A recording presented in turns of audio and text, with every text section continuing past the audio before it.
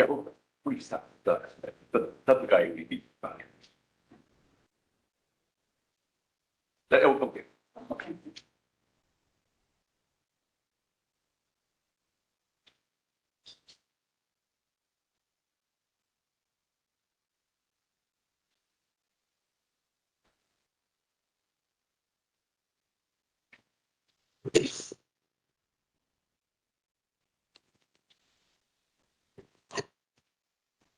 Okay, so good morning.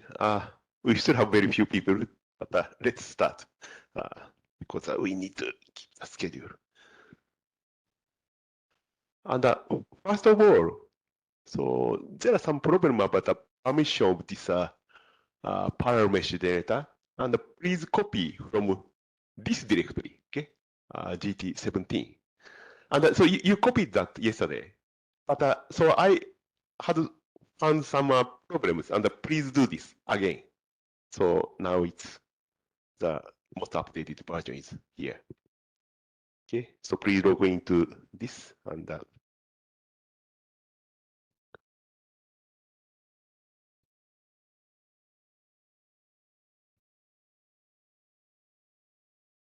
yeah, actually this parallel mesh generator is very convenient.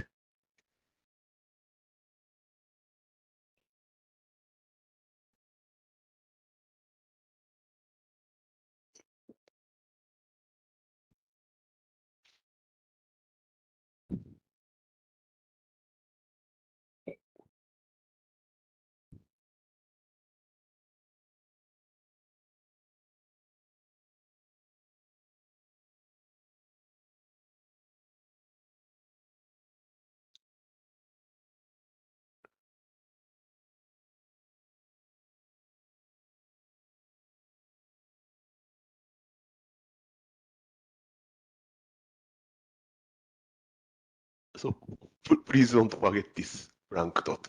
Okay.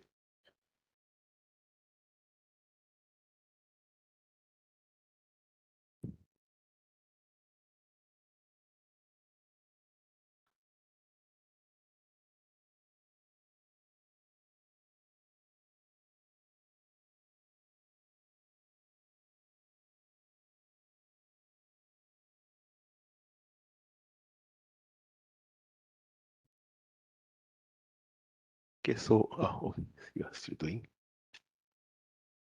Okay, are you okay with this? Okay, so let's go to the main part of the parallel finite element. And,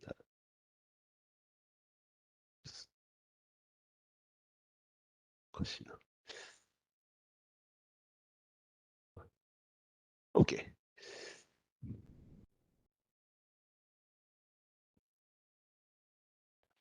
Okay, so we are now going to the main part of the parallel 3D finite element. So we are solving the same problems here. And so this is a procedures. And this is a more detailed procedures based on the program. So basically, so we just take over the original 3D program and apply some parallel capability. In the case of the 1D program, so we added such kind of data set in the program. But in the case of the 3D, so we have already done in the mesh generator and the partitioner. So what we have to do is just reading such information and do the computation. Okay, so this is the procedures. So we are reading the distributed local mesh files and the control data, and so making these computations. And finally, so we can get the test.imp. So this is a paraview file. But sometimes, so this file could be very, very large. So because so we are handling the more than millions of meshes. And so basically, I commented out the writing this test.imp. Okay? And basically, it's very hard to transfer this kind of big data to your PC. But if you like to do that, so you can just delete the comment. Okay, so again, so this is a control file, and so you can see the difference is just the first line. So in the case of the original code in PC, that is the file name. Okay, that is a cube.0. But in this case, here we are specifying the header of the distributed mesh files. Okay, so in this case, in the neighboring mesh directory, we have a AAA.0 to AA.7 or something like that. So we just specify the header, okay? And after that, so program automatically generates the program name, okay? And these are the information. And these are same as we did before. Okay, so this is one of the shell script. So in this case, we are using 8 nodes and 384 cores. Okay. And we also change these numbers by this way. And as you mentioned, so you can use up to 12 nodes with 576 cores, or almost 600 cores. Okay, so this is a structure of the prior version of the code. So you can see, so if you remember the original version, it's almost same. Okay? And actually, name of the functions are so exactly same. And this one is commented out, I think. Okay, so this is the structure of the program, and this is also same. Okay. And this is so tables of the variables and arrays. Basically, this part is almost same, but the only change is so this one we have additional information about the node number. So n is internal nodes, and np is the total number of nodes. So internal plus external. Okay. And also you can see the size of this xyz and the diagonal component and right hand side unknown vectors are all NP, okay? So including external nodes. And the next page is showing the mainly for the quotient matrix, okay? So in this case, the size is also NP, okay? Like this way. And this one is for the some numerical integrations. And this computation is element-wise very local issues. So you can see the size is not changed. And finally, so this one is for the parallel computing, number of processes, so current rank. So this is some error flag, and total number of the neighbors, and list of neighbors, and the import index, export index, and import item and export item. And these are the isl.int and int element list. So isl.int means the number of local elements, okay? And int element list is a list of the local elements. So this information will be utilized for visualization. Okay, so this is a starting and ending, and we are calling. So if we go back to the main part, we are calling pfm init and pfm finalize. Okay, and this is the starting and ending part of the code. And this is a init and this is finalize. So basically, so this pfm init is calling MPI init and MPI com size and MPI com rank, and initialize the pfm R array and the pfm I array. And this one, pfm finalize, is just calling MPI finalize, and just so make some messages. Okay.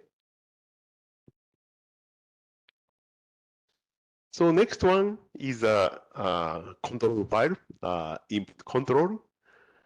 And as we did in the 1D case, so we are reading the input data from the rank 0, then broadcast to other processes. Okay? And finally, so PFM RRA, so regit is stored in the PFM RRA, and the iter is so stored in the PFM IRA. So next part is reading mesh files. And so first of all, so we are calling the functions, which is defining the file name. And so header is a header name, and my rank is a rank number, and fname is a so target file name for distributed local mesh. And I think next page shows so it's very easy. So just so connect the header and my rank and then get a file name. So they're using some internal function of C language. Okay, so I just go back here. And the first, so after opening the file, so they are so, reading, okay, the information. First one is a process ID, and we don't need that information. So next one is a total number of neighbors, okay? And we allocate the neighbors list by allocate vector and read neighbors list, okay? And then we have some some stop function when we have some errors, okay? Okay, I skip this part. Okay, so the allocate and deallocate are same as before. And the next part is reading the NP and N, okay? And allocate XYZ and node ID. And we initialize the XYZ, and we are reading the so two components of node ID and XYZ, three components. And the next part is element.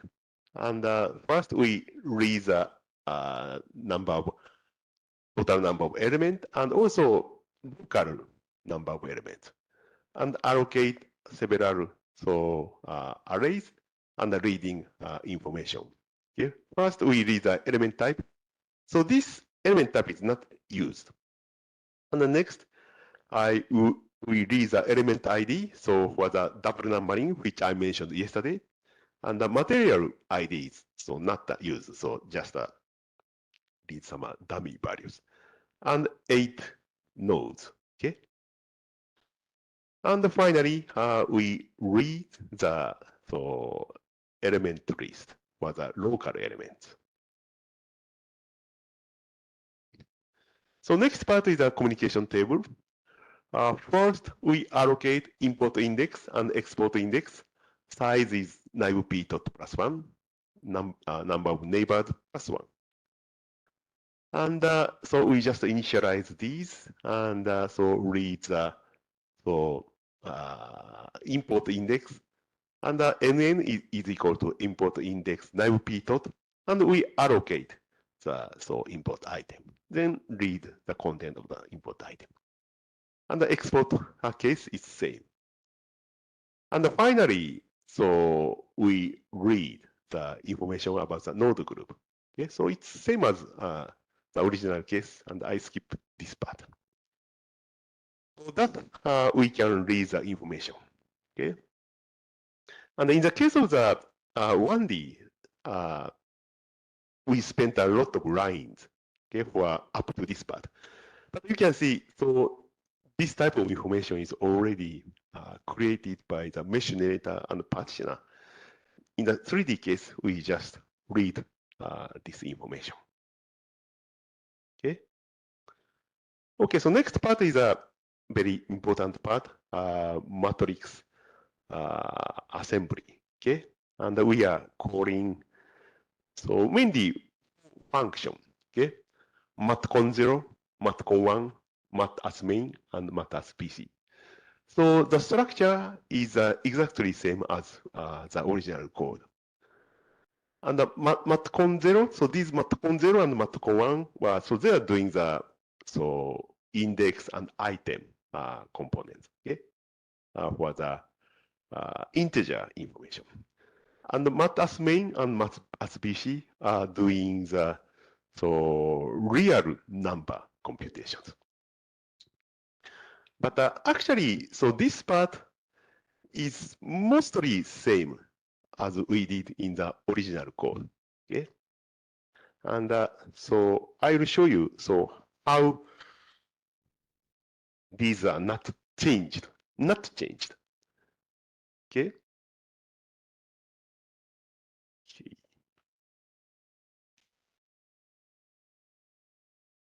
Okay, so let's log into the supercomputer and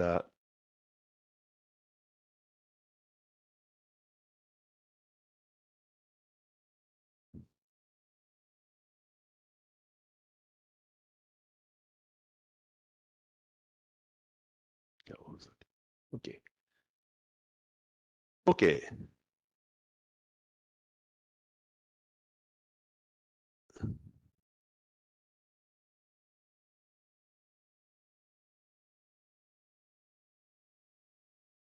Okay. So you are now in the C program directory. And you can see we have a PFM3D here. Okay. So parallel code is here. And also we have a FEM3D. So FEM3D is exactly the same code which are on our PC. Okay. And we just copy this directory just for comparing the parallel code and serial code. Okay, so let's go to the PFM3D and so go to the source code. Okay, and you can see we have several functions which are starting from math. So they are matrix computations. Okay, so let's compare the matcon 0 C with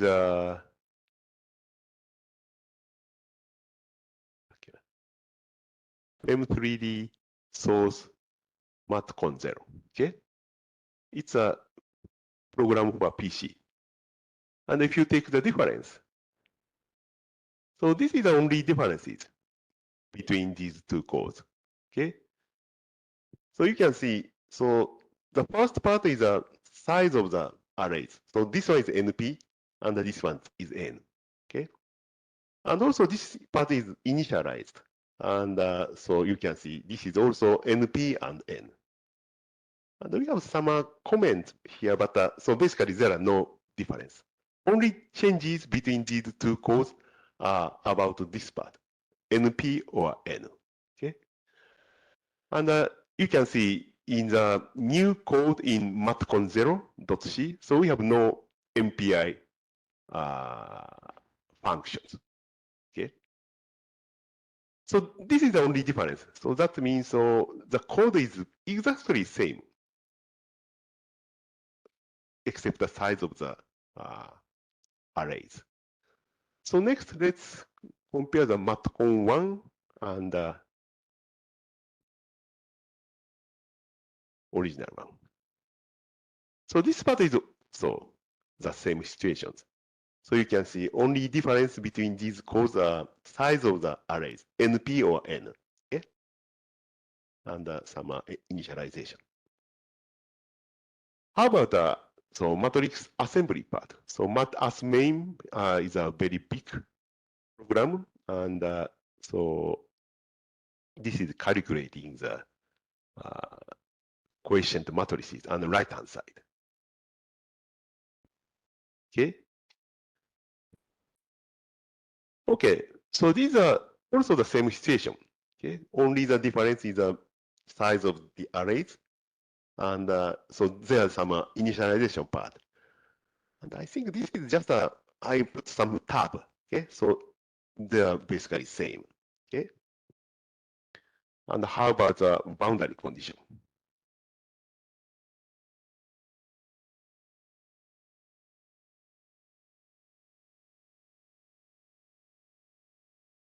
Okay, so this is also same. So it's just a difference between NP and N. Okay, like this way.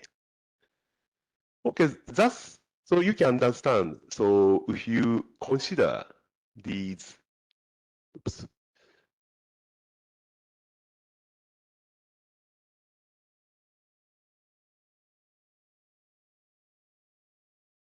these four functions related to the matrix assembly. So there are no changes compared to the original code. So that is because of our very sophisticated data structures. Okay, and as I mentioned from the first day, that so proper design of the parallel data structure is very important. So in this case, so yeah, this is the result of that type of the very sophisticated data structure. Actually, finite element method, it's rather easy to design such a data structure. But so if you are going to develop the applications based on other discretization methods, yeah, you should think about the same thing. So try to design proper and sophisticated data structures. So thus you can do the almost same operations compared to the original serial computations. Okay. Therefore, so the contents of these four functions are so basically same as before. But I just briefly go through these. Okay. Yeah. So I have here. Okay. So you can do this. So take difference. So this is also the case for the Fortran. Okay. And the matcon 0 is trying to the auxiliary arrays, IALU and INLU. Okay. And so visiting each element and call find node. Okay. So this NLU is maximum number of the neighbors. And the INLU is a number of the connected nodes to each node. And the IALU is a corresponding connected node ID, is a column ID. Okay. And the size of the IALU is a NP by NLU. Okay, so we are visiting the all elements, and we have 8 nodes. And so trying to get some pairs of the each node. So therefore, we need to call this find TS node 56 times, 7 by 8. Okay. And you can see, so we are including both of the internal nodes and the external node here. But we have no so clear difference here. Okay? And we just treat the internal and external nodes so in the same way. Okay. So just do this. Okay.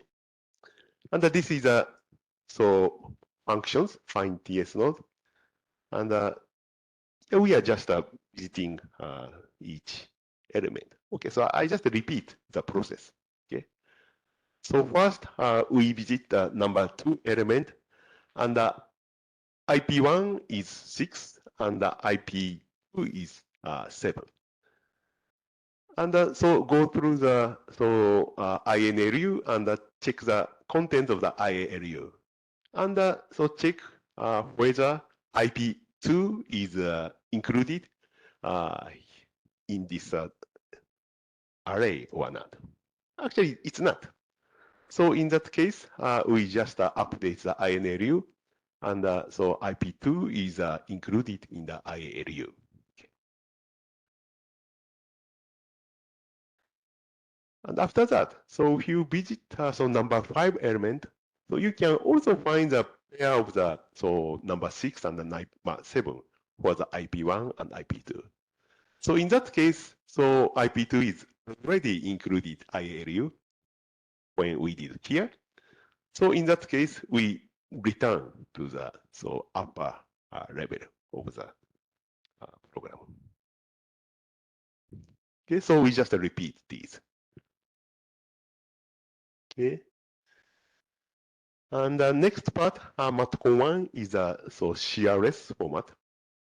And so the size of the array index LU is NP plus 1. Okay. And we just accumulate the value of index LU to INLU. So number of non-zero dynamic components. Okay, like this way, up to NP. Okay.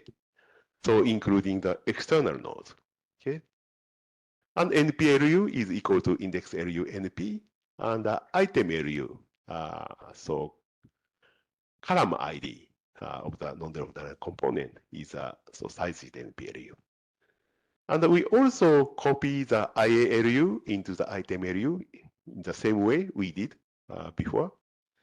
And the IALU itself started from 1. And so we just apply the -1 in the case of the C. Yeah, you can see only difference is this NP, not N. Okay. Okay, so next part is matrix assembly. And so this part is also same. And so you can see, so far we have no MPI functions in matcon 0 and matcon 1. And also you cannot find any MPI functions in the next part. Okay. So first, we allocate each component of the coefficient matrix. And so these are the vectors. So the size is NP.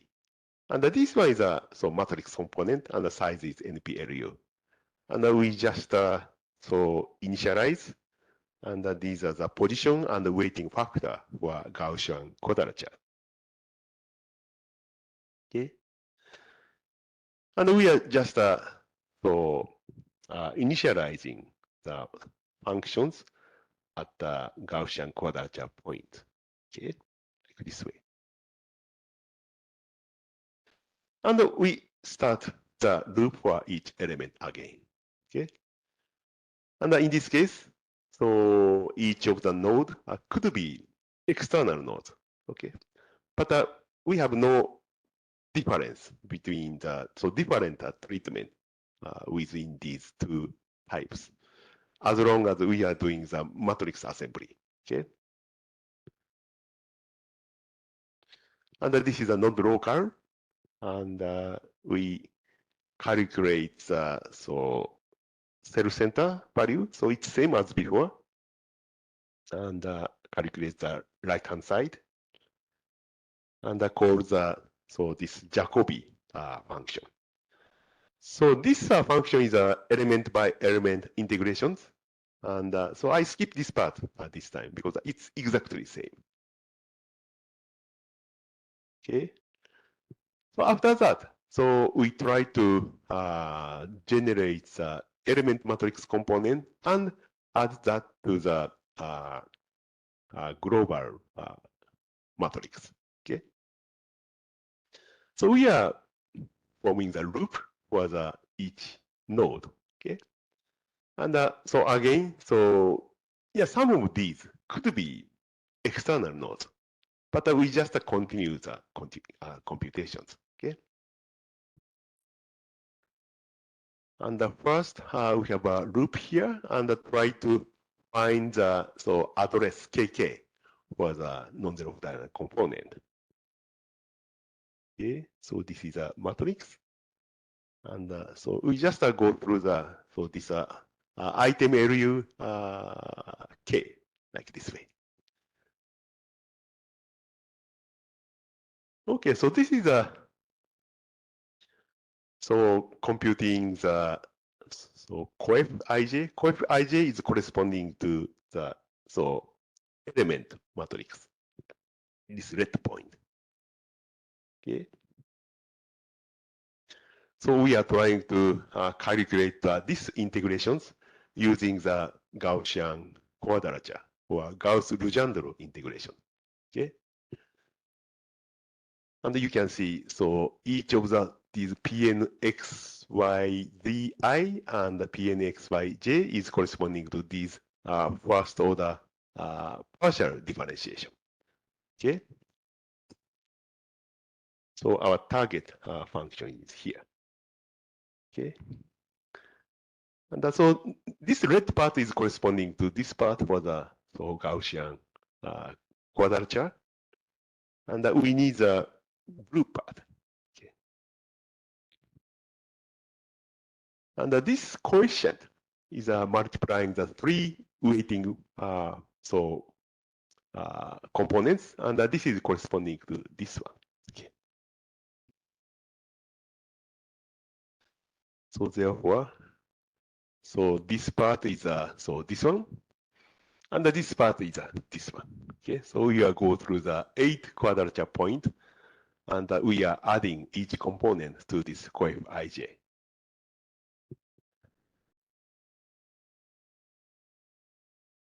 Okay, so if the IP is equal to JP, so that means this is a diagonal component, and coef ij is added to this part.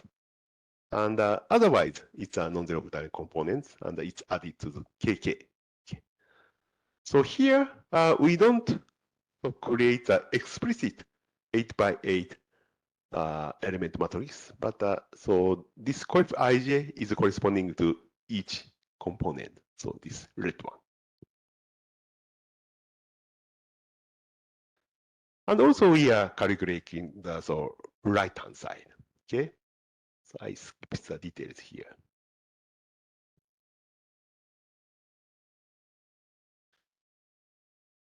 And the next part is a boundary condition, and it's also same. Okay. And so only difference is the size of the array, so NP. Okay. So we just go through the all groups, and so find the Gmax group, and we just mark the nodes included in this group. Okay, so this is a part where we are handling the matrix. Okay. Yeah, I'm not sure you remember the original code, but the only difference is here. So this is a NP. Actually, we don't do that up to NP. It's enough to do that by N. But so yeah, it's better to do this. And we are just so this is the I think let us is a little bit changed. So first one is just erasing the non-zero components for the row. Okay, each row. Okay. So in this case, we are doing the each column. Okay. Okay, that's it. So we just construct the matrix with boundary conditions. So any questions so far?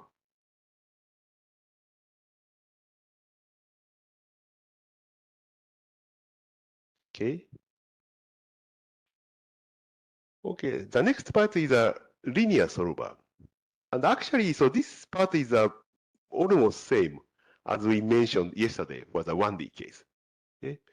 Because you remember in the original code on PC, the conjugate gradient method for the 1D part and 3D part are almost same.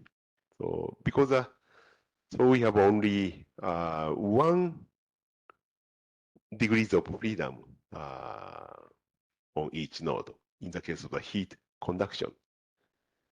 For both of the 1D and 3D case. Yeah, if you are working on the solid mechanics, applications. In the case of the 3D, so we have 3 degrees of freedom on each node. The deformation in X and Y and Z direction. So in that case, so the computation is more complicated, and we need to introduce different algorithms for the conjugate gradient method. But fortunately, in the case of the heat transfer, they are same. So I just show you the conjugate gradient method, but it's almost same. Okay, so this is an interface, and we are adding some arguments related to the parallel computing. Okay, so this is a preconditioned conjugate gradient solver which we are using, and this is a point Jacobi or diagonal scaling conditioning method. Okay, so first of all, so we are starting this conjugate gradient solver. And so this is a solver send receive is another new functions. Okay. So I'll talk about this later. So again, so these are the variables and arrays. And basically they are same as before, but the size is NP. Okay. And this is about the parallel computing.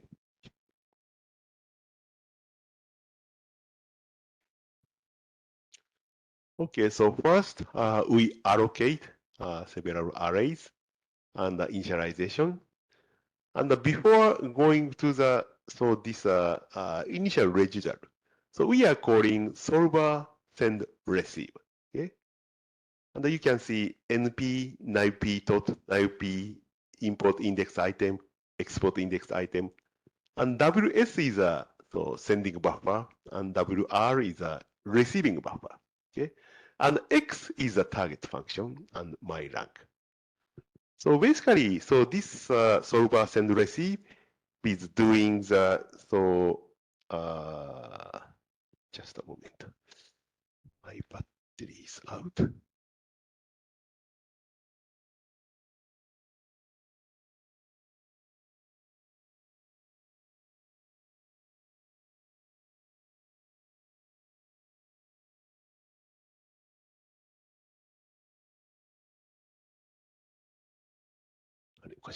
Just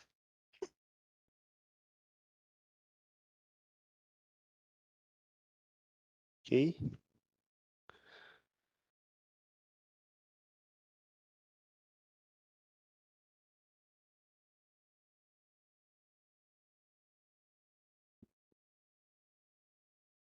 Okay, that's fine.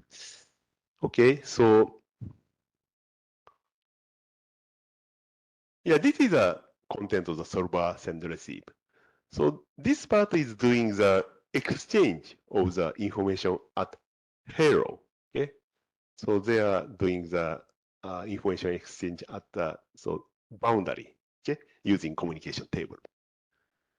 Because this type of the communication appears in this type of the application frequently. So we just make a function or subroutines. Okay, so this is a arguments, and you can see so this X is a target array to be exchanged, and the N flag is a internal arrays. And if N flag is equal to 0, so we allocate these status and the request for sending and receiving. Okay, and the N flag is equal to 1. That we don't need to allocate these arrays after the second call.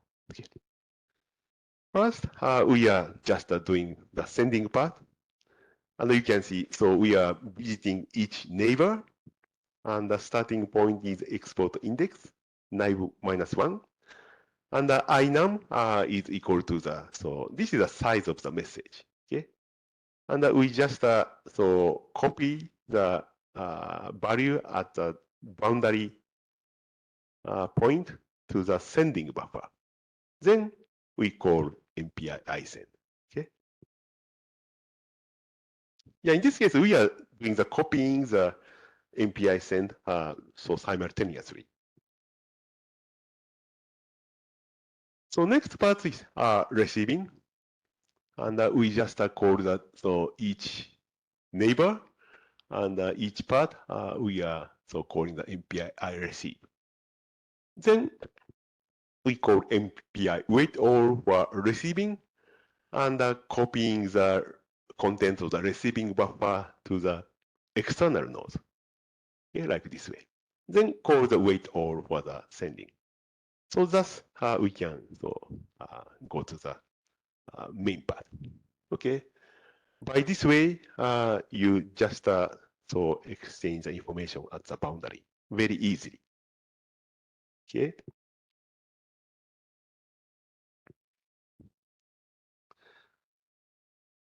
So this is the main loops, and it's also same.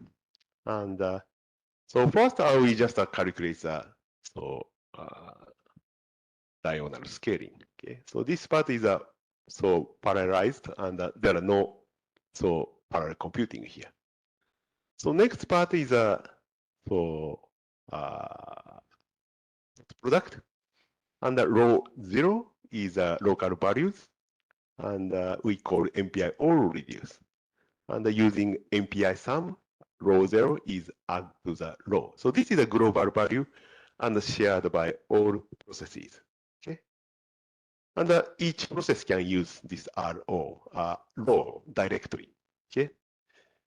And the next part is updating P, and so we use this beta.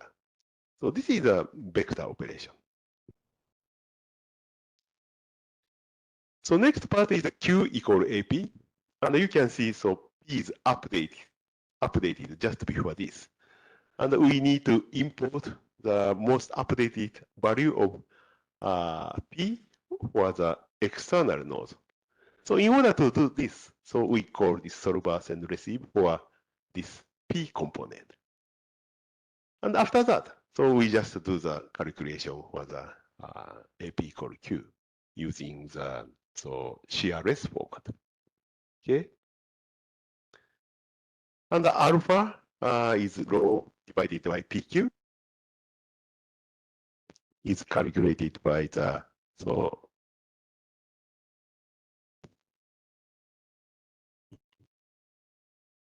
okay. So next one is updating and R, and denote is also so we call R on reduce in order to get the so global value. And as I mentioned yesterday, so binom2 and binom2 are shared by all processes, so they have the same value. So therefore, this logit is also so shared by all processes. Okay, they are all same value. And if this value is smaller than the criteria, so we can go out. Otherwise, we just continue the iterations. Yeah, if this rigid value is different for each process, so we have some problems for this part. Yeah, some part is ending, but some part is still continuing. So this could happen. And please make sure so they all have the same value of rigid. And finally, we exchange external points for the result. Then we go out the function.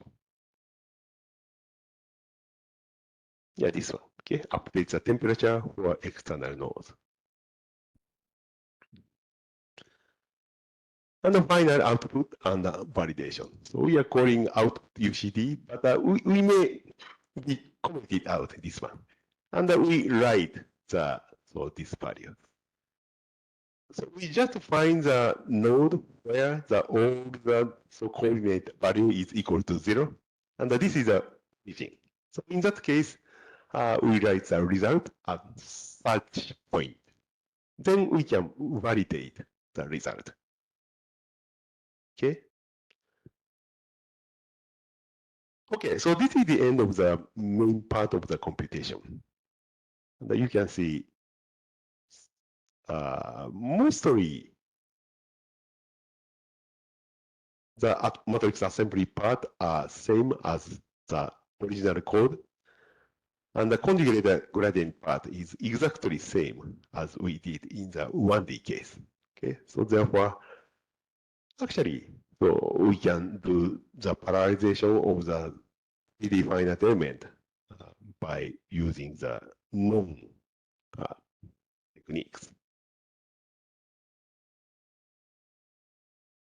Okay, so last part is the output UCD for visualization. So in this case, we gather information of elements in int elm list on each process. And so nodes and element information are so gathered to process 0 using MPI of gather tree, which you have learned in the MPI class. And some overlapping in part of the node information because, for example, we just merge this type of the information. Therefore, we have some duplication at these nodes. So if you have many partitions, so yeah, we have some large such boundaries. Basically, this is not good at for the large scale problems because the parallel computing in order to avoid the very large scale model on a single CPU. But in this visualization, we just gather everything to a single node. So we may have a very big model. Okay. And yeah, in the next part, I will show you the examples for the parallel visualization. Okay, so this is a time for computation. And also we are in the MPIW time before and after, so matters main and matters PC here. And we can measure the time between these two. And also we put start time and end time and after solve 1-1. And we can measure the computation time for the linear solver. So actually, most of the computation for the solve 1-1 is doing the conjugate gradient method. Therefore, so it's exactly what the conjugate gradient part. Okay, so we still have, it's already 10 o'clock, but it's better to stop at the later stage and I'll just continue for 5 minutes or something. Okay, so I'd like you to do some exercise, okay? And so this is a little bit large problem, okay? You have an order of the millions of nodes and elements. And let's use 8 nodes and 48 processes, okay? So this means totally we have 384 processes. And we made 384 distributed meshes. So let's try this by Metis. Okay. So this is a mesh generation for the IMP-MG. And this is a input for the K-Metis. Cube.0, number 2, and the 384, and AAA is the name. Okay. And so please configure these values and doing these submissions. Okay, so this is how you do this type of the computations. Okay. And finally, so this is run the code, and you can find a08k.sh in your directory, and just modify in this way. And this is the input that. So please make sure that file name is in the mesh AAA. Then you can get this type of the result. And also you can do this by the parallel mesh generator. And in that case, mesh.imp is in this way. So the second line is 8 by 8 by 6. Then you can get the 384 partitions. Okay, and you can do the very similar computation to the previous one. Total program size is same, and the number of processes are same. We have a different partition. But in this case, so you can get the same iterations, convergence, and the 672 iterations. And you have the same results. So please make sure you can do that. Okay, so yeah, you can try this later if you have a chance, and you can also do the scaling. Okay, for this one for the P mesh and K mesh. Okay.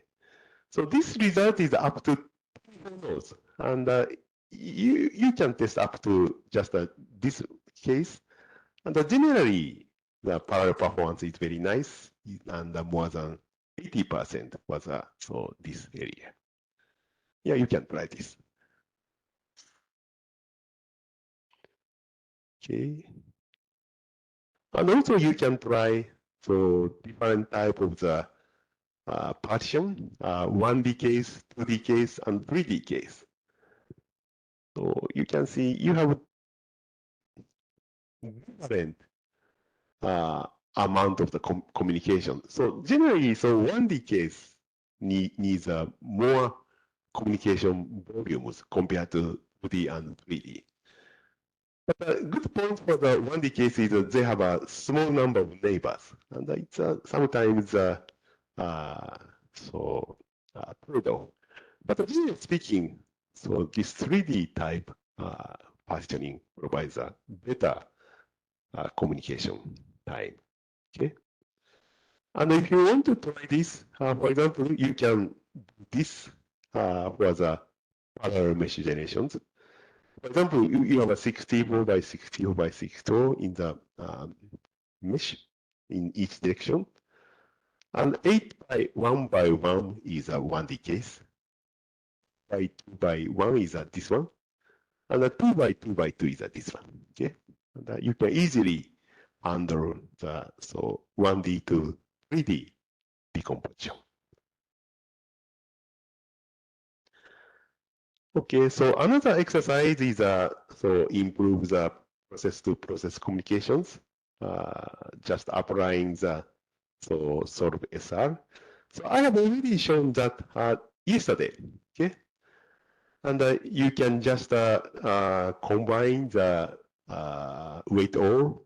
Then you can get a little bit more sophisticated communication.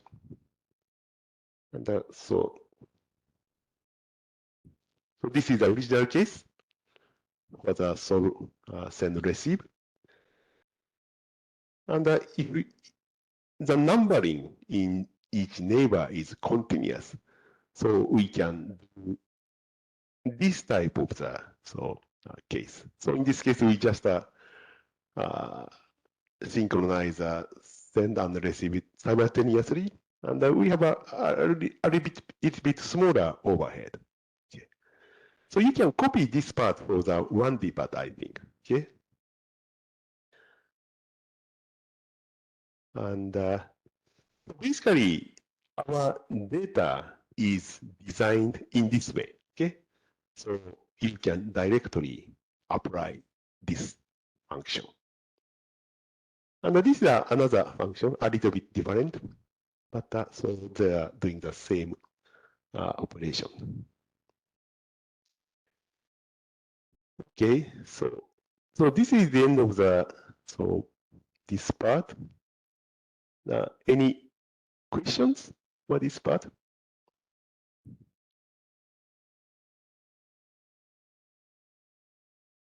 Okay, so yeah, please do the just a moment.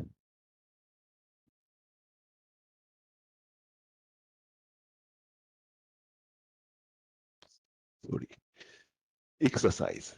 And also you can take some break. But before that, so please, yeah, probably some problems with parallel mesh generations. And so I have already mentioned to some of them, some of you. And so you need to copy the parallel mesh data from this part. And probably you have not done yet. And please copy from this directory and try some exercises which I mentioned. Okay. Okay. So now it's 8 minutes past 10, and let's have a so 25 minutes break. Okay. So let's start the next lecture at 10:35. Okay. And you can take a break, and also you can continue some exercise for the 3D case. And please copy the proper mesh data here and compile in this way. Okay. And if you have any questions, so you can talk to me. Okay, so let's take a break. Okay, so next part is file visualization. Okay.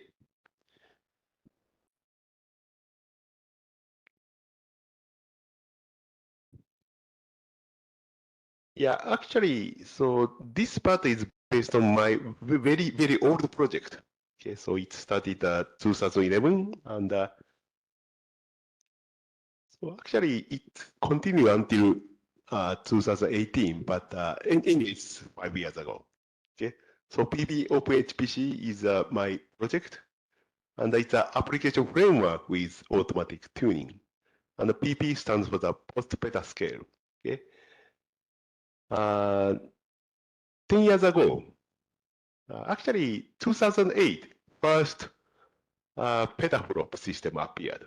Okay, and as I mentioned in the first day, last year, first exascale system appeared. So between these 2 days, so 2010 to the 2000, so that was an era of the post-petascale or pre-exascale. And so this project was done in the post-petascale era. So that's because it's a post-petascale system. So PI is myself, and it's a part of the development of system software and technologies for post-petascale high-performance computing, funded by Japanese government. Okay, and finally it was extended to the 2018 under collaboration with the German project. Okay. So we have a team with 7 institutes and more than 5 people involved, including 5 postdocs, and from various fields. And it's an open source software, and we still have some GitHub, and you can get some software from this part. Okay, and so it's an English document and MIT license. So there are no strict rule. Okay, so this is a structure of the framework, and today, so we are using this one, visualization tool for this one. So our project was targeted at several kinds of the discretization method for computational science. And so I believe I showed this figure in the first day. And so there are some featured development. So one is the automatic tuning part. And so it's a AT language for loop optimization. And the HACCP library for H-matrix computation. And so this is originally developed for the boundary element method. And so this one is the first open source library for OpenMPI, MPI hybrid for this kind of the library. So another one is Kappa for multiphysics, and so several sparse linear solvers. But today, so I'll talk about some visualization part. So if you think about the visualization, and so in the beginning of this century, or almost 20 years ago, so this is a very typical way. So we have distributed mesh files, and doing the parallel finite element, including linear solvers, and we output some result files. Okay, and after that, so we apply some parallel visualization method, and so output is a UCD file or some images. Okay, so this is a very typical idea. Okay, but in this case, we are assuming more than less than 100 processors. Okay, so that means less than 100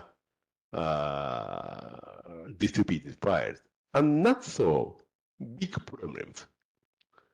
But if you apply this for the very massively parallel environment, so I/O is a bottleneck, and it's better to avoid that. So therefore, GeoFilm is another previous project, and we propose this type of the approach. So in that case, we don't write any result files, and we usually we directly visualize, okay, on parallel, and output is a UCD file or images. Okay.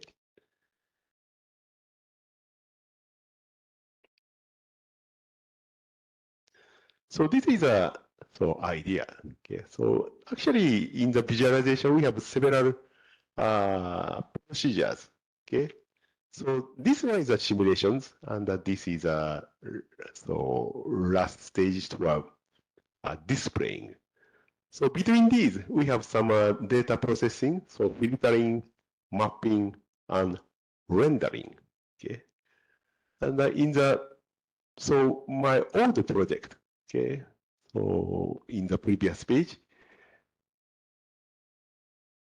boundary between this is a supercomputer parallel backend, and this is a PC was set to here. Okay. And so in that case, actually this files are just patch files obtained. So in that case, so it's very inconvenient. You can change the view, but so output file, output result is fixed. So that means every time you want to change, for example, some slice surface or something, you need to run the code. So it's not green. Okay, it's not so good. So in the PPO HPC, we change the boundary, just close to the parallel computing. Okay. And it's also a concurrent visualization computations, and the output files is a single self-contained file. Okay. So this is browsed by micro ABS or PowerView on the PC. And it's different from GFM previous project, where only patch files are obtained. But it's not detailed visualization, and just find the understanding the distribution of the variables, minimum and maximum value and peak value. But detailed geometry is preferable.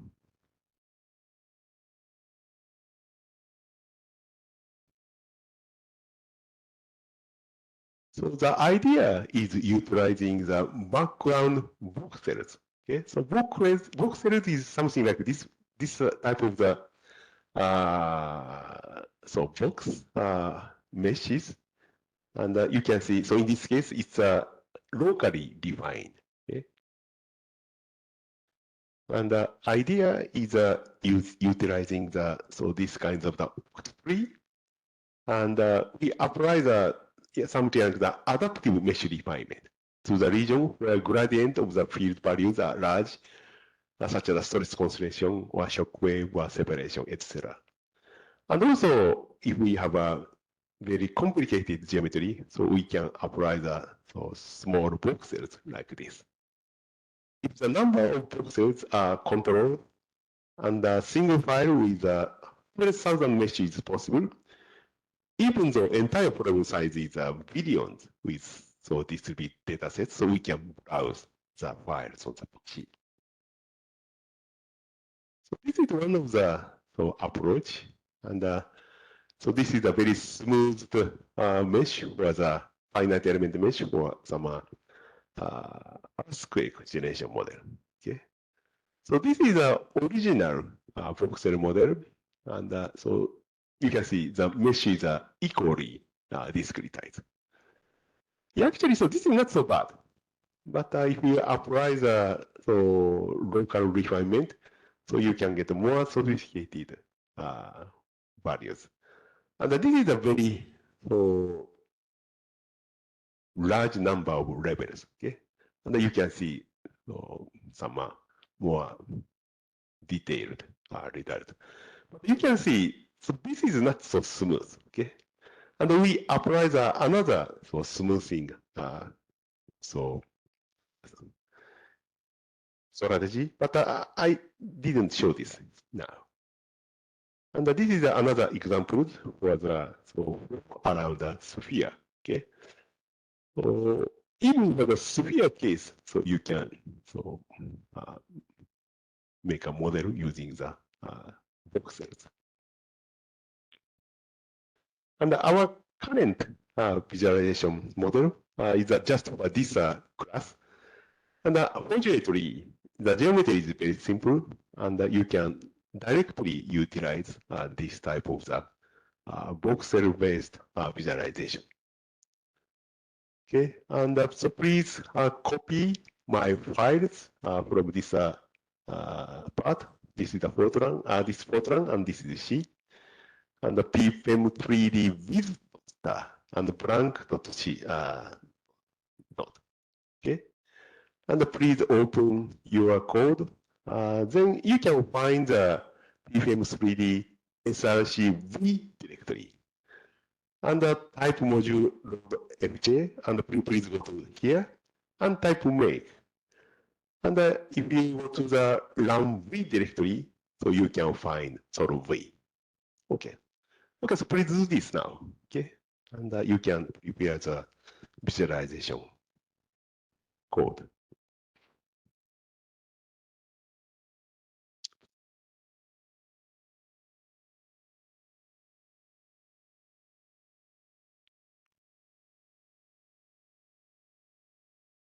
Okay. So if you go to the source V,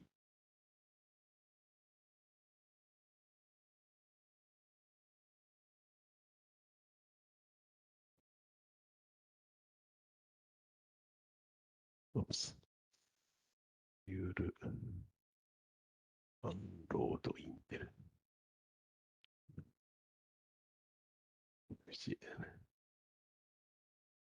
Okay. So this is the C case, and you can find, if you go to the run V directory, so you can find, oops.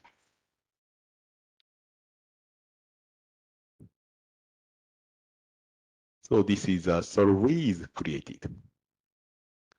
Okay, like this way. Please make sure it's created.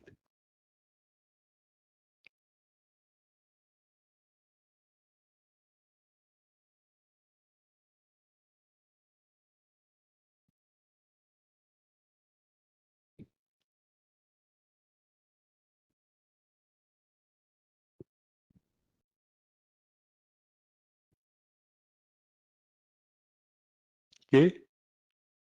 Any questions or problems for this part? Are you still working?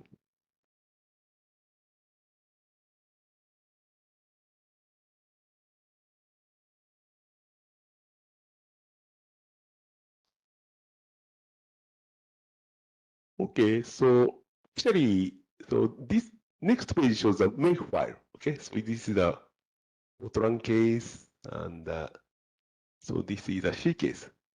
So they are reading some programs from the outside, and it's a so this PPOHPs is a there's some so visualization files, okay, and they are library, and it's included in this program, okay. And this is a input file for the make file, and they just specify some so external library here. Okay, so this is the main program for the Fortran. So there are several additional functions which are done for the visualization. Yeah, our initial plan was try to minimize the additional variables or arrays or functions, but that was not so easy. So you can see, so we have some additional functions like this way. But that is not so bad, okay? And so you can add some, you can need to declare some arrays, and you need to call some initialization for the visualization. And after reading the file, so you need to construct some information for visualization by this way. And after solving the problem, and you just call the some visualization program. Okay, then you can get the file. So this is the C case. C is a little bit small additional comment. Okay, but anyway, so you need to do some so initialization for visualization. And after reading the mesh, so you need some construction of the information. And after solving the problem, you call this visualization function. Okay, so this is doing the visualization. So we are using the same distributed mesh files for the parallel finite element method. And also control file for solving is the same. But we have an additional control file for visualization, and it's also the fixed name viz.cont. And we get the viz.i.imp for the paraview file. So it's also the fixed name.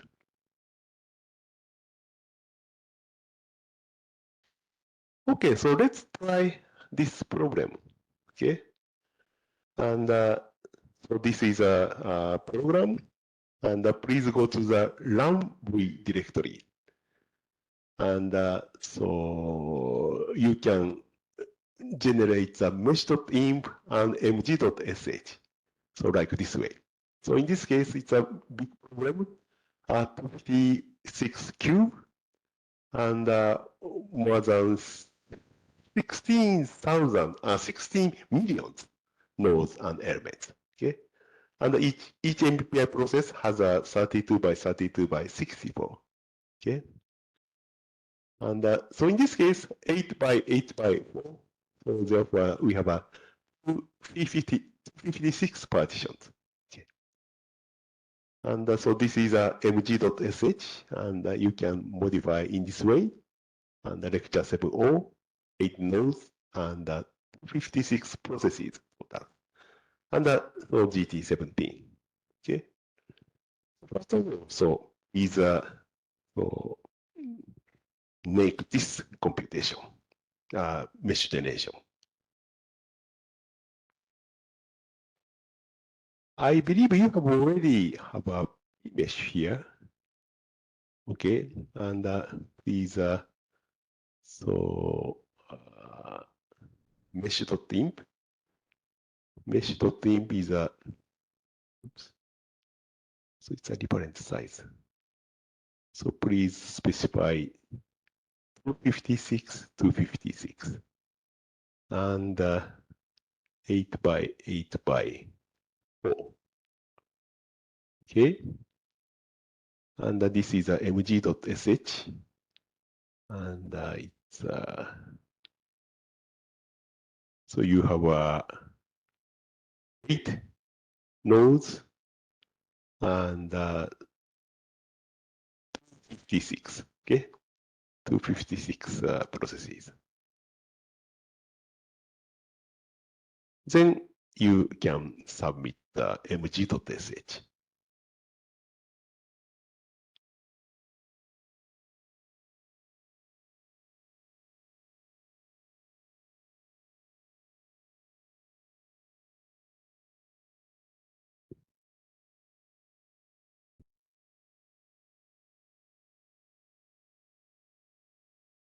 Okay, it takes a while because it's a little bit large program.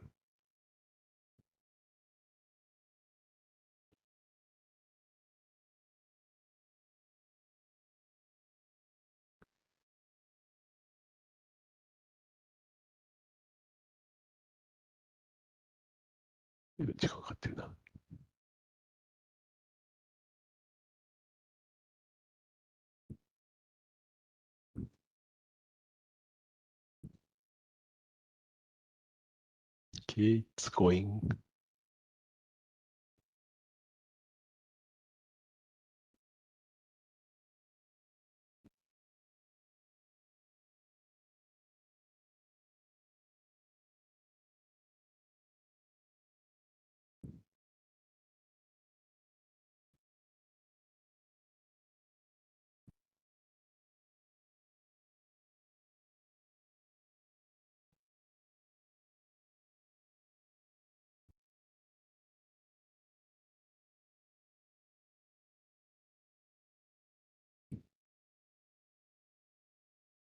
Okay, please wait a while.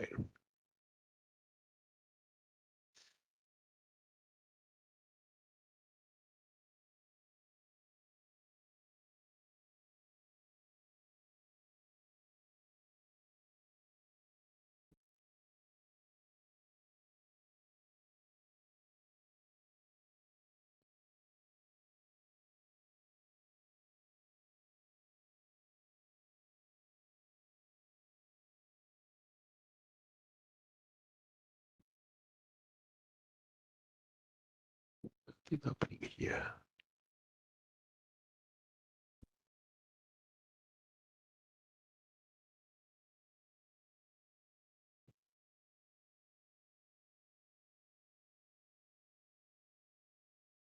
Oh, it's finished. Okay. Yeah, probably everybody is running the program, so it might be a little bit slow, but it's okay. Okay. So you are finished this part. So please go to the next page. Okay. And this part is doing the visualization.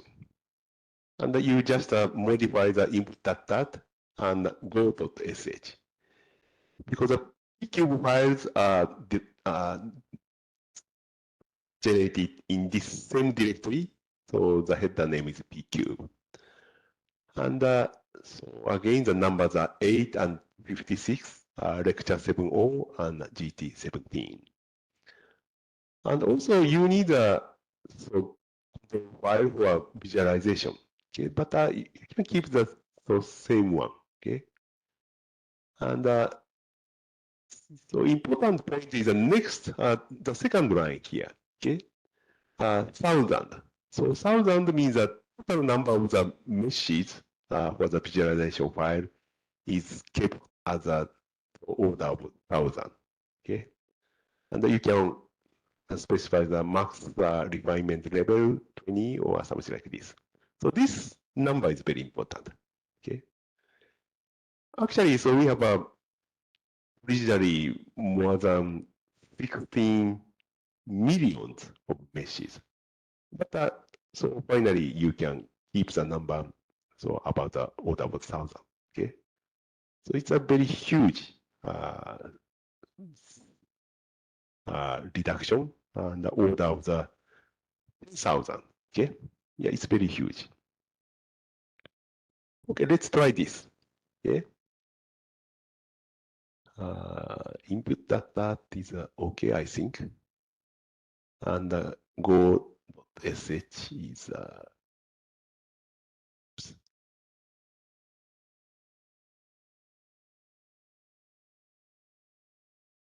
probably you do you have gg.sh? Okay, probably this one is better. Okay. And in this case, mesh is 8 and this is 384 and the GT 12, 17. Okay. And you can see the solve. So do you have gg.sh in your directory? Can you find?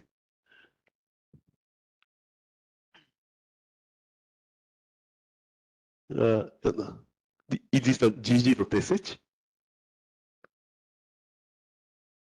Just ls. Okay, so this. Go.sh you have. Okay, you can use that. Its origin name is gg.sh. Its origin name. I have. Okay. So that was not there. Origin is. Okay. Originally GG. Okay, that's fine. Okay. Okay. So if you modify this shell script, so you can submit gg dot or go.sh.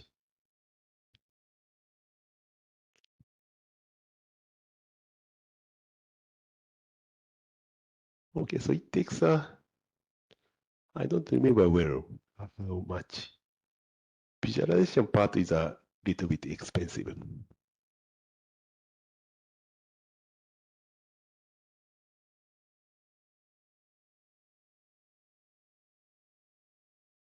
Oops. It's happening.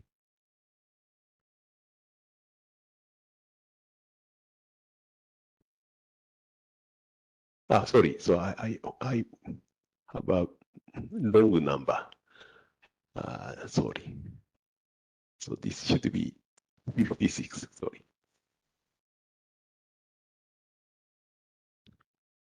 Okay.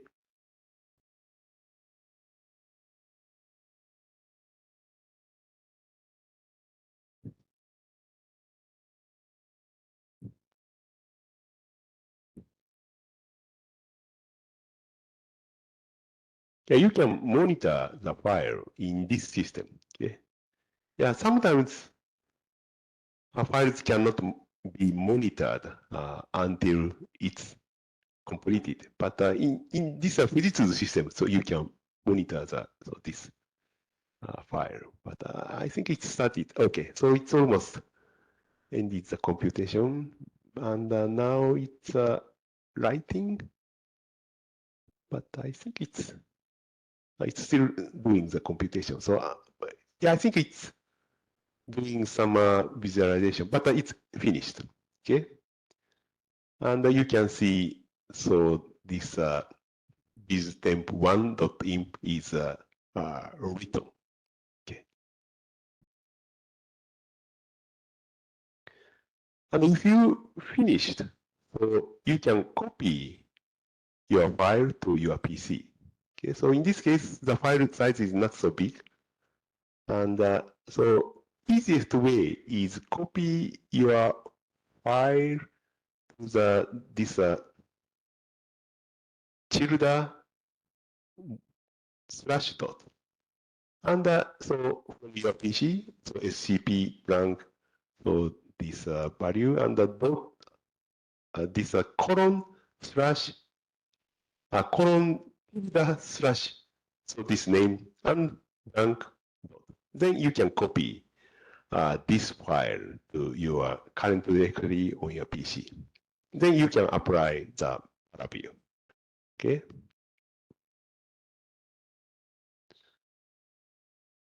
So if you browse this file, so you can see the file is just so 140 kilobyte. It's very small, and you can open this file by Emacs. Okay, and you can see the number of the node is so 1400, and the number of cubes, voxels is 1002. Okay, so you can control this number by the biz.cont. Okay, and you can see very small number of meshes. Actually, so you can copy the files to your PC, but so you can see this file. So I'll show you the file on the screen. Like this way, okay? So it's very simplified, okay? And so this is a origin, and this is the opposite side. And but you can see some features of the distribution of the temperature by this result. Okay. Yeah, if you increase the number of the meshes from 1,000 to, for example, 5,000, you can get more detailed information. Okay. Anyway, so this is one of the examples for the visualization. Yeah, you can try by changing this max voxel count.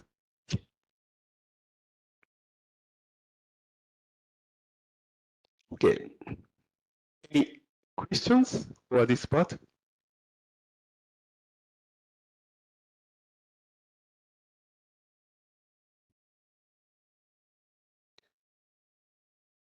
Okay, so I think it's now 7 past 11, and okay, so we can take a break, and also let's have some time for more exercises, and you can change the parameters.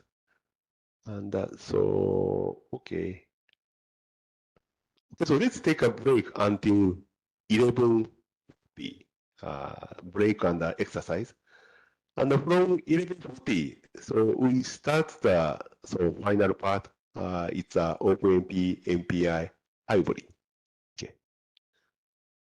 Okay. So yeah, you can take a break and also take some exercise.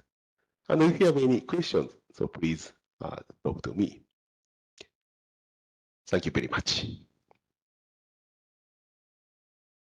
Okay. So any questions or for the exercise? Okay.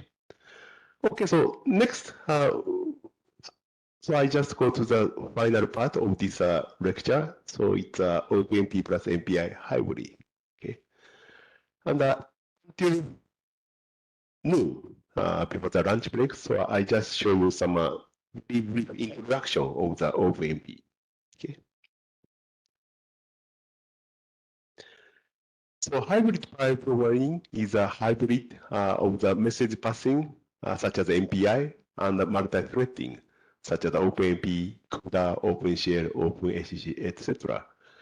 Recently, so as I mentioned in the first day, so heterogeneous architecture, such as a combination of the CPU and the GPU are very popular. In that case, CUDA or OpenShell or OpenACC are used in the GPU part. And actually, so OpenMP itself is also available in GPU. But in the case of the CPU, we are mainly using OpenMP. So expectations for the hybrid is number of MPI processes and subdomains from the viewpoint of prior finite element be reduced. So actually, hundred millions or billions way MPI might not scale in exascale systems. Actually, so current exascale system is so actually so GPU system, and so this type of situation doesn't happen. But so anyway, so it's better to reduce the number of the MPI processes. And we can extend this hybrid parallel program model to the heterogeneous architectures, and the CPU plus GPU and CPU plus many cores. So several years ago, we called this MPI plus X, and X could be OpenAP, OpenACC, CUDA, OpenCL, etc. But in this case, X is OpenAP. Okay, so this is a flat MPI versus hybrid. So far, we have been working on this flat MPI. In this case, each core is independent, and we apply the MPI process for each core. But in the case of the hybrid, we introduce a hierarchical structure, and in this case, we have 4 cores for each shared memory unit. And so we apply the MPI for each unit. And inside that, we apply multi-threading, such as OpenMP. For example, if you have a this geometry, we have a subdomains. But in this case, we need 3 subdomains. We apply OpenMP inside each subdomain. And you can see amount of the communication is smaller for this one. But if we compare the performance of these two, especially if you have a small number of nodes, this is not necessarily the better choice. Okay, but if you increase the number of nodes up to more than 1,000, so this one is better. Unfortunately, so this time we can use up to 12 nodes, and you cannot experience the merit of this hybrid. But so yeah, if you try the larger problems in the future, you need to prepare this hybrid parallel computing. Okay, so I'll talk about the OpenAP. Okay, now. And so background of the OpenAP is multi-core and many-core processors appeared 20 years ago.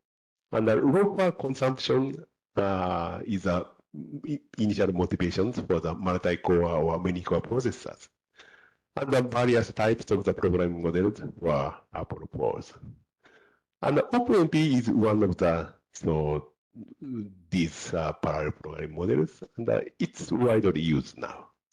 And the directive based, and actually it's easy. And we have many books for OpenMP. And so we have for the data dependency and the conflict of the reading from and writing to the memory occurred simultaneously. So in that case, appropriate rendering of data is needed for consistent parallel computing. And no detailed information in OpenMP books published. It's complicated. Okay. But actually, this time our computation is without data dependency, and it's very straightforward, and we don't think about that. But actually, this February, we did a winter course here, 3 days, and we focused on this kind of issues. I'm not sure it's held in the next year, but if you are interested, so you can visit my class material.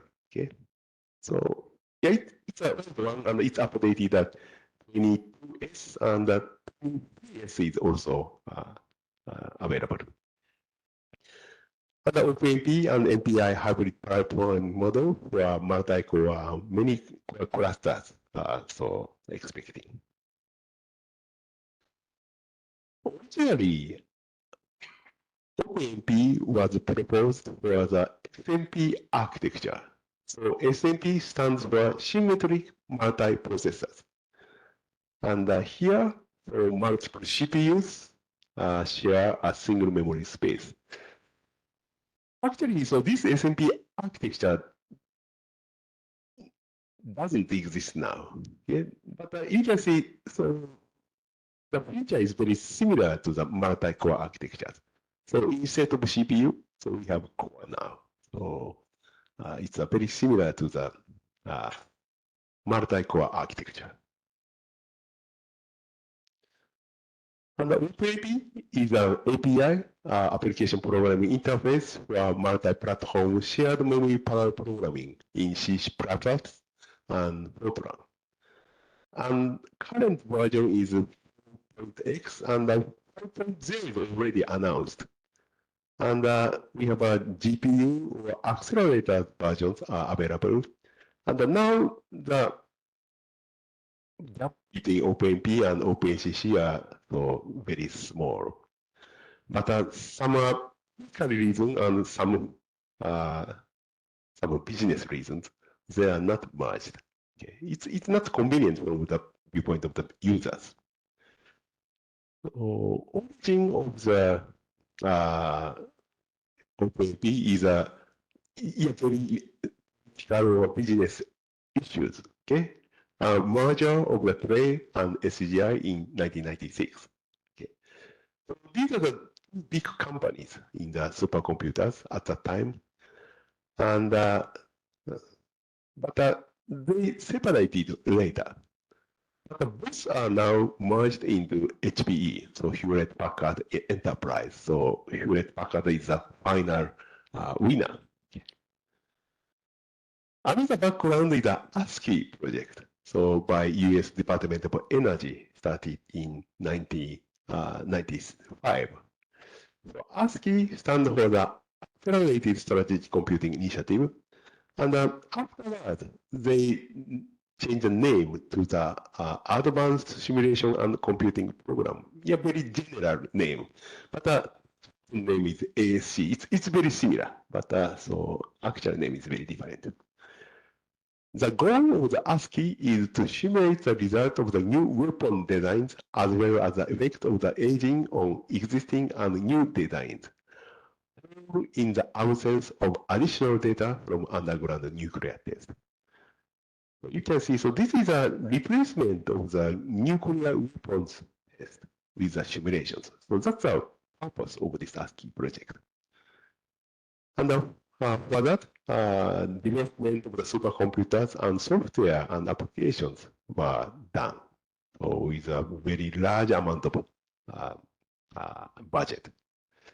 So at that time, the main architecture for the supercomputers was the SMP clusters of the SMP architecture in the previous page. And they developed many systems, Intel's ASCII, IBM Power for the blue and white and purple, and Blue and SGI. And the common API for SMP clusters needed. Because so this type of the API for programming for the SMP was developed by each computer vendors. And it's not uniform. Okay, so C++ version and Fortran version have been separately developed until version 2.5 until 2007 or something. And actually, so we still have several different functions in Fortran and C version. So it's not perfectly merged yet. And function execution model in the next page is adopted. And it's based on the directives. And the serial execution was done by master thread, and the parallel execution is done by master thread and thread team. And the users have to specify everything by directives. Okay, so nothing happens if there are no directives. So next page shows the flow visual parallel execution model for OpenAP. So you have a multi-core CPU, okay? And you do not apply anything, just a master thread is running. So it's a single CPU or single core job. But if you apply some directives for the OpenMP, so thread teams is so starting up. Okay, so they utilize a multi-cores for each thread, and also master thread is included. So in this case, we have 8 threads, including the master thread. And if you apply the end parallel directive, so the work is going back to the single master. And we can repeat this way. And this part is something like a fork. Fork is for eating, and also a tool for the agriculture. So that's why this is called a fork and join execution model. It's a very simple model. So number of threads are defined by OMP num threads. And so in the case of the bash, you change that by export OMP num thread equal so 8 or 4, like this. Okay. This means we are using this. And so generally, if you apply the OMP num thread equal 4 and applying the OMP directives, each loop is divided into several chunks. And generally, if you have a do equal 1 to 100, and this is divided into parts. So 1 to 25, 26 to 50, and so other parts, like this way.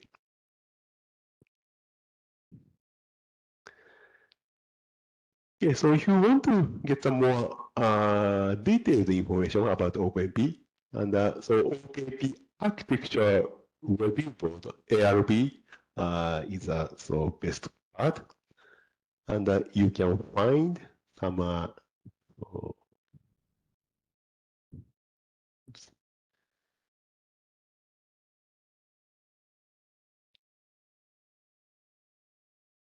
yeah, this is a OpenP ARB, and so you can find some books information and also documents about the specification. Oh, okay, so you can see the specification here. Okay, now it's OpenMP 5.2. Okay, so yeah, you can see these, and there are several books, but I think there are not so good books, and this one is a specification here. Okay, so these are the Japanese version. And I like this Matson's book. It's a patterns of the parallel programming. So this is not a book of the OMP, but so it describes the very general issues of the parallel programming. And I like this book. And so if you have a chance, so please take a look at this one.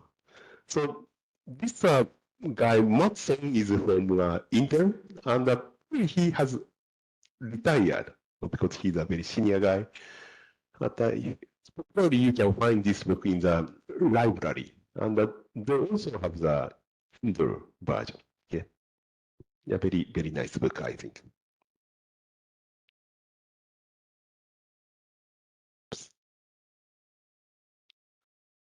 Okay, so features of the OpenP is directives. So basically, groups right after the directives are parallelized. If the compiler does not support OpenP, directives are considered as just comments. But recently, most of the compilers, including the open source or free one, so they support OpenP, and you can also use your on your PC. For example, GCC or G-Fortran also supports OpenP now. Okay, so this is a typical directives for the array operations. So this is a simple substitutions for the conjugate gradient method. And yeah, just insert pragma OMP pile for private I. So this is parallelized. And this one is a DAX-free. and so same thing. And this case is a dot product. So in this case, you need to apply the very special statement called reduction.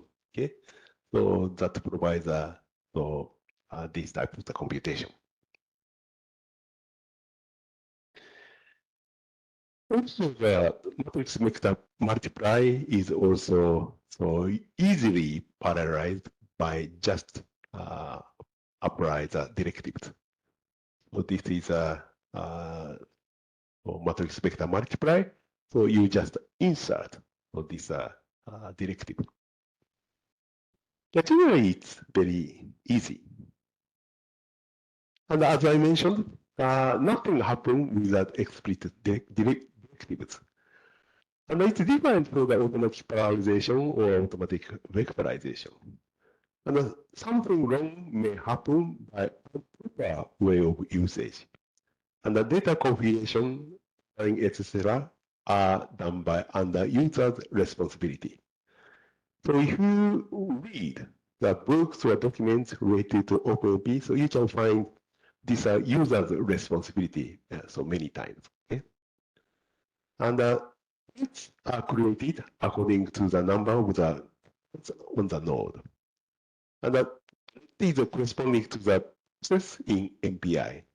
And generally, number of threads are number of cores. But for example, ZFI supports 4 threads per core. It's a hyper multi-threading. And generally, so some of the Intel's architecture provides so this capability. But so A60FX for this class so doesn't support this features. So therefore, you can just host a single thread for each core. Okay, so memory contention is so one problem, and during a complicated process, so multiple threads may simultaneously try to update the data in same address on the memory. For example, so these CPU or 2 cores try to change the data simultaneously. This situation is possible, but fortunately, in this class, this doesn't happen. Okay?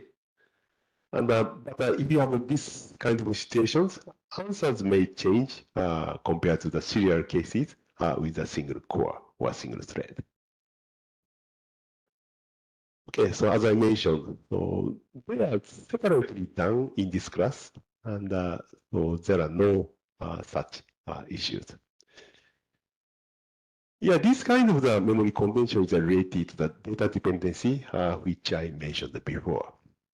But anyway, so if you try to use multi-core simultaneously, so performance per core reduces as number of the used cores. Okay, so due to the some memory saturation. Okay. Okay, so I think it's better to stop here. Okay, because it's lunchtime. And I start on this page with so 10 minutes past 1 o'clock in the afternoon sessions. Okay, for the more detailed issues about the programming. Okay, so let's take a lunch break.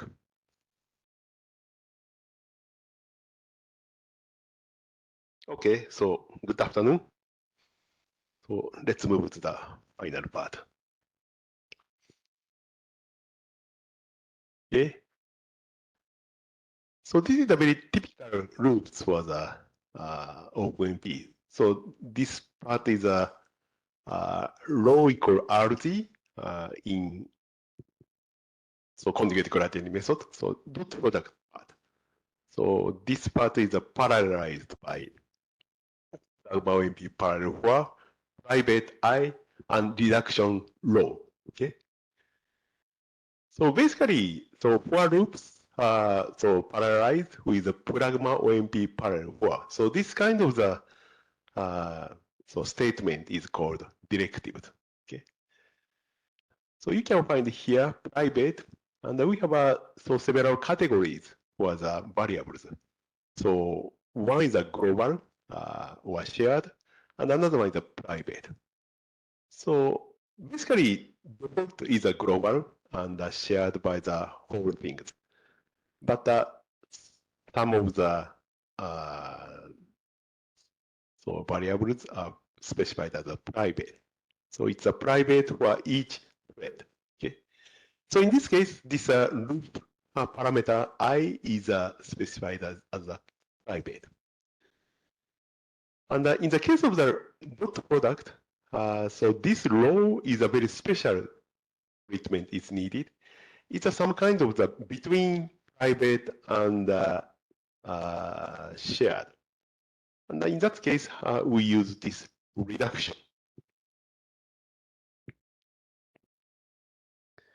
Okay, so this is a very typical loops for the Fortran and C.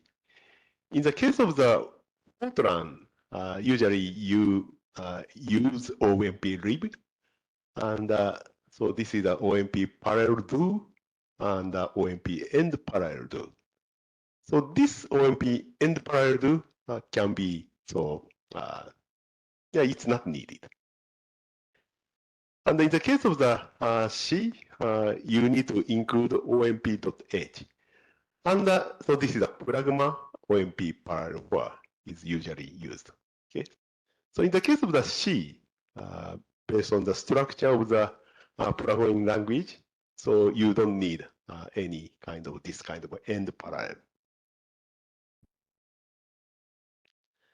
There are many capabilities of OpenMP, and so if you go to the using OpenMP book, you can find so a bunch of so stuffs. But in this class, only several functions are shown for parallelization of the parallel finite element method. So basically, we have one or two.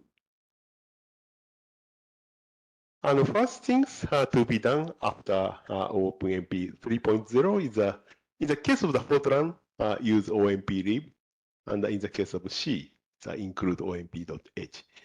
It's something like so including MPI H or MPI F.h in the case of the MPI.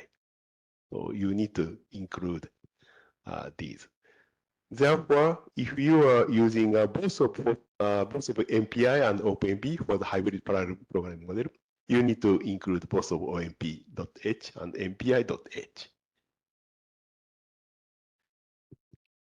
Okay, so this is a typical directives for the Fortran. So this is a construction, structure of the each directive. Sentinel, directive name, and clause. So clause is something like a parameter. And no distinctions between upper and lower cases. So this is a feature of the Fortran language. So there are several sentinel. So sentinel is something in the beginning of this lines. And generally speaking, this so surprising data OMP so used, okay, like this way, okay. And the continuation lines are so applied, so based on the same rule as that of the Fortran compiler, okay, like this way, okay, or this way. So this is a C case, okay. You can use a backslash for continuation lines. So basically, you can see so only lowercase, and except the names of the variables. Okay, and so this case is a lowercase, but if the name of the variables are by uppercase, you can apply that. Okay, so this is a very fundamental functions, OMP parallel do or program OMP parallel for. And it's a parallelization of the do loops or for loops. And so as I mentioned, so you don't have to put this because it's obvious because so end of the parallelization of the do loop. And the examples of the clause are so private list or shared list or default is also available. And reduction is another. So functions. So reduction is something like MPI reduce in the case of the MPI. Okay, so we have two kinds of the categories. One is the operator, such as the plus, multiplying, minus, and or something like that. Another one is the intrinsic, such as a maximum, minimum, and or equal. So in the case of the dot product, we use this plus. And the maximum and the minimum are also used generally. Yeah, if you have a thread with a multiple thread, and then you can choose maximum one or minimum one with the same name of the variables. Okay, so this is a loop for b equal a plus b, average of a plus b for each component. And so default status of loop variables. So in this case, I. So that is private. Therefore, explicit declaration is not needed. So you don't need this one. And this is optional, but I recommend you to put it explicitly anytime. Okay, so it's better to put private I here.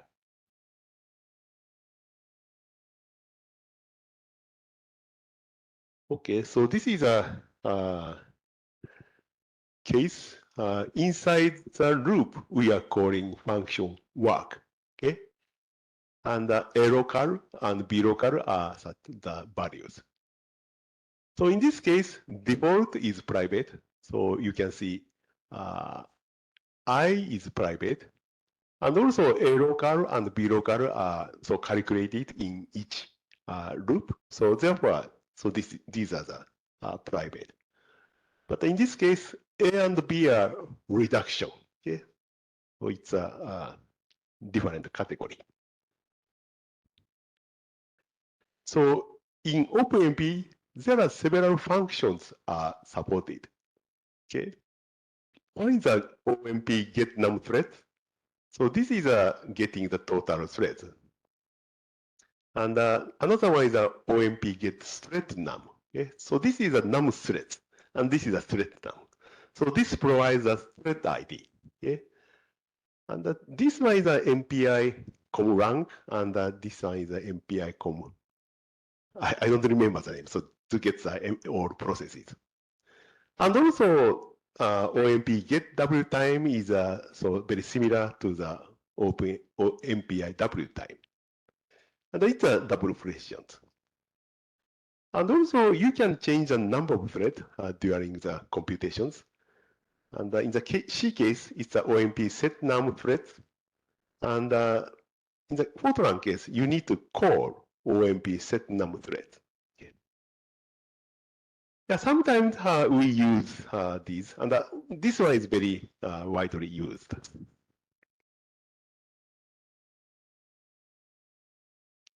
Okay, so let's think about the parallelization of this dot product.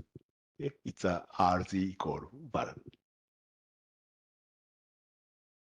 And as I mentioned, so if you try to parallelize this, you need to insert pragma-mp par 4.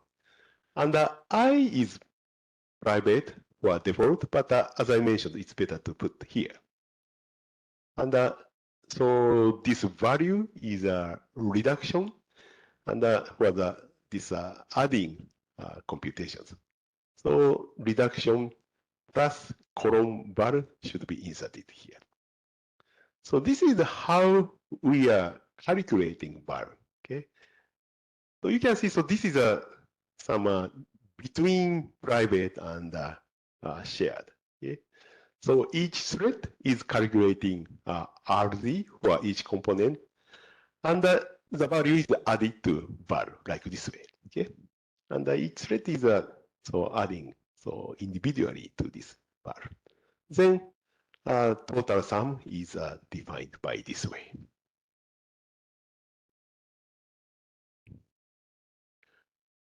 And this is so adding the another loops for the IP called 0 to PSMP dot, where PSMP dot is a number of threads. And in this case, we need an additional array index. Okay, so index shows the address of the starting point and ending point for each thread. So in this case, we have you see double nested loops, and efficiency is not necessarily good. Okay, but users can specify thread for each component of the data. And sometimes this kind of approach is preferable. Okay. Yeah, this is one example. Total number is 100, and the number of threads are 4. So in that case, index is like this, and the 25 components are distributed on each thread. Okay.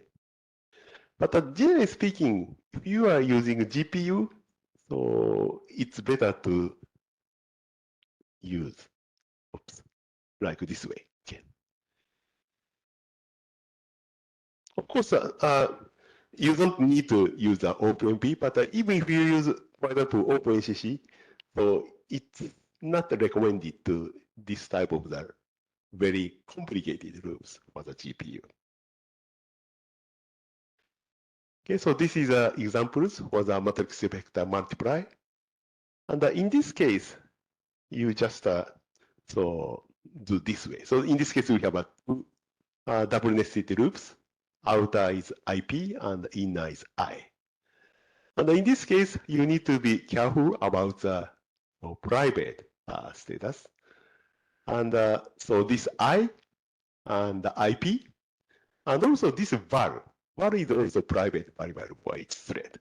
And this innermost one, J, is also private by default, but it's better to specify in this way. Okay. So yeah, basically, in the case of the OpenMP computing, you need to be careful about so this private. Okay, so this is a so simple way. And in this class, we have basically specified the so loop in this way. Yeah, just insert the pragma OMP parallel outside the so I loop from 0 to n. Okay, in this case, private variables are I and j and var. Okay.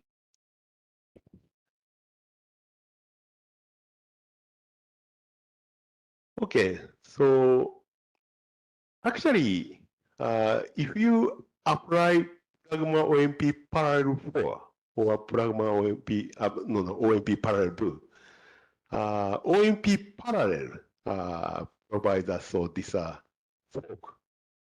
And the ending shows so this join. And so you can see the procedures of the conjugate gradient method are so some groups of the loops. So every procedure is based on the loops. So that means, so if you insert OMP parallel 4 or pragma OMP parallel 4 for every loop, so every loop, so this occurs.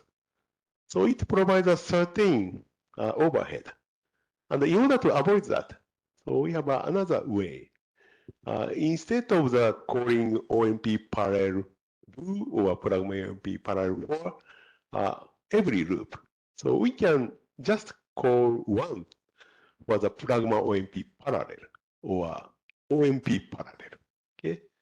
So if you call this, so this we are now in this fork situations. And instead of applying the pragma OMP parallel 4 or OMP parallel 2 for every loop, so we can apply OMP2 or pragma OMP 4. So actually, so this situation, so this fork situation is kept if you declare OMP parallel or pragma OMP parallel. And in the case of the Fortran, you need to explicitly specify the OMP end parallel to get this join situations. In the case of the C, you don't need that. So in order, so by this way, so you can reduce the overhead for the work joint. Okay. So I'll talk about this later. Okay. Okay, so this is the exercise, but I just go into the actual way. Okay, so I believe you have already installed SRC1. Okay, and so it's underneath the PM3D, and you can find the parallel code. And I think this code is just a conjugate gradient part is parallelized. Okay, and you can if you make, so you can get a sol1 in the run directory. Okay, and you can run some these are shell script. So this is a make file for C, and you need to insert this OpenMP, okay, in order to activate the capability for OpenMP parallelization. Okay, so how to apply multi-threading? Well, in the case of the conjugate gradient solver, it's very easy. So just insert OpenMP directives.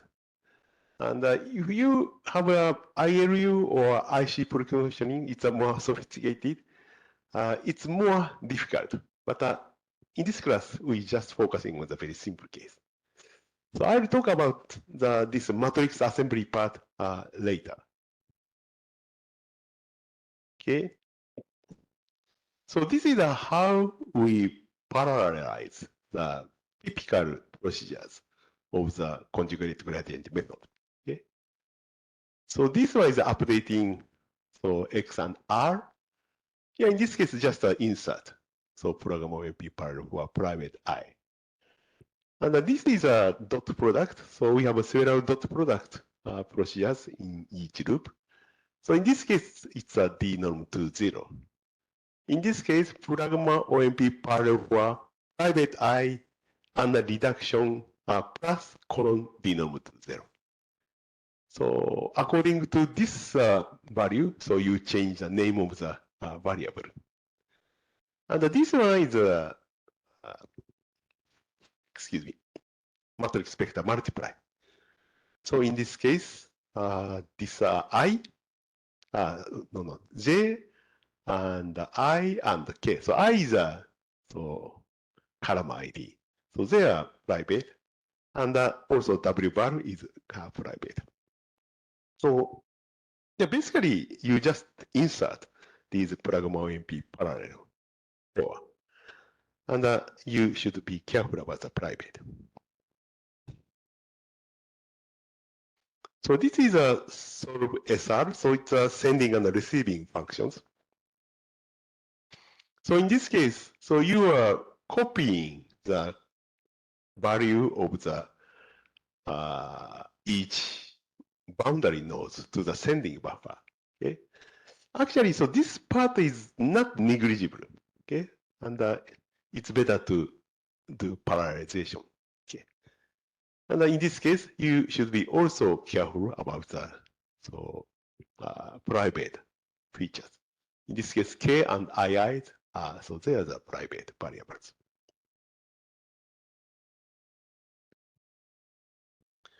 Okay, so in the case of the hybrid parallel programming, so in this class, one MPI process is assigned to the each CMG. So therefore, each node has MPI processes. And each CMG has for up to 12 threads for up to 12 cores. And this is called a hybrid 12x4 or HB 12x4. Okay. So this is a recommended parallel programming model for this type of architecture. So in this case, each CMG hosts one MPI process. Okay.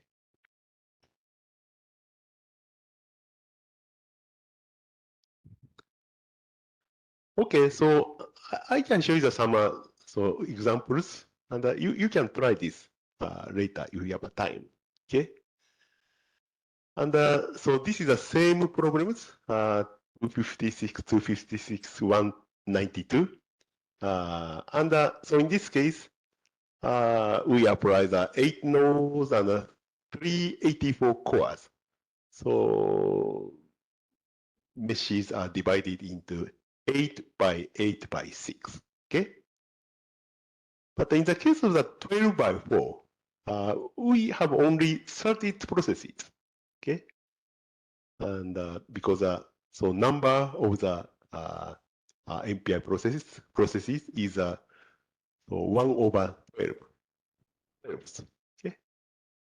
So it's in this case it's a 4 by 4 by 2. It's much smaller now.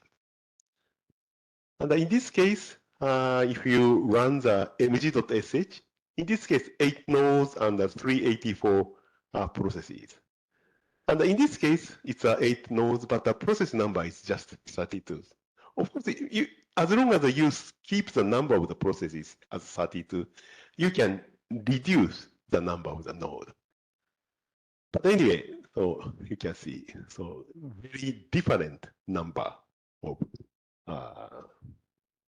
additions. So this is a flat MPI, so running the code for the flat MPI.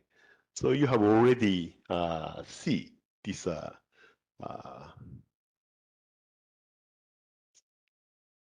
shell script. Okay, so 8 nodes and 384 processes. In the case of the PFEM, you can find the B08.sh in the directory. And in this case, node number is equal to 8, and the process number is 32. And you need information about the thread number for each MPI process. It's OMP thread equal 12. And I recommend you to insert export OMP num threads equal 12. So in this case, this number must be same with this one, okay, to make sure.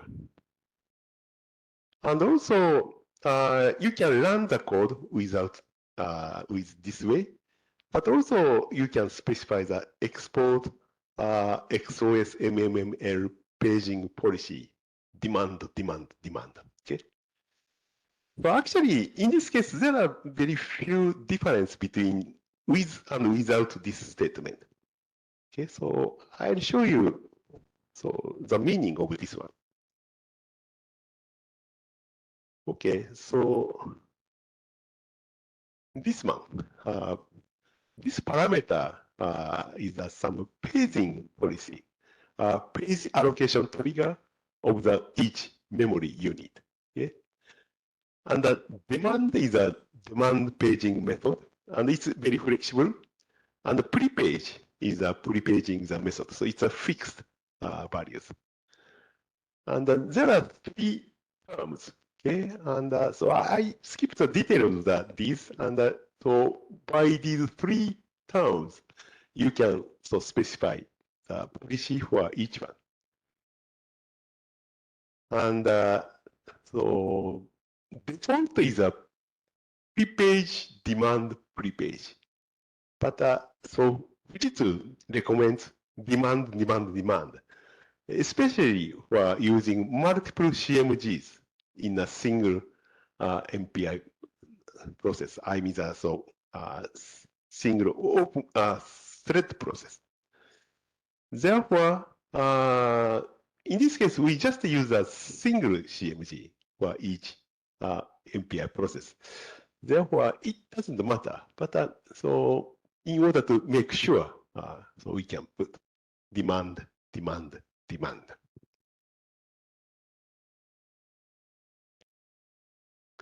Okay, so this is a result, and so using 256 by 192, it's over 12 millions of meshes. Okay.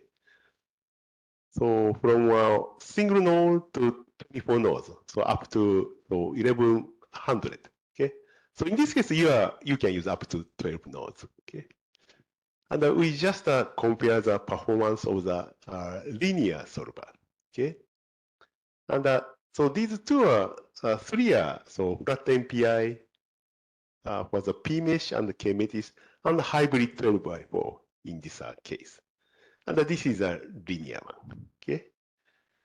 So as long as up to the small number of nodes, so they are almost same. But if you have the 24 nodes, so hybrid is slower.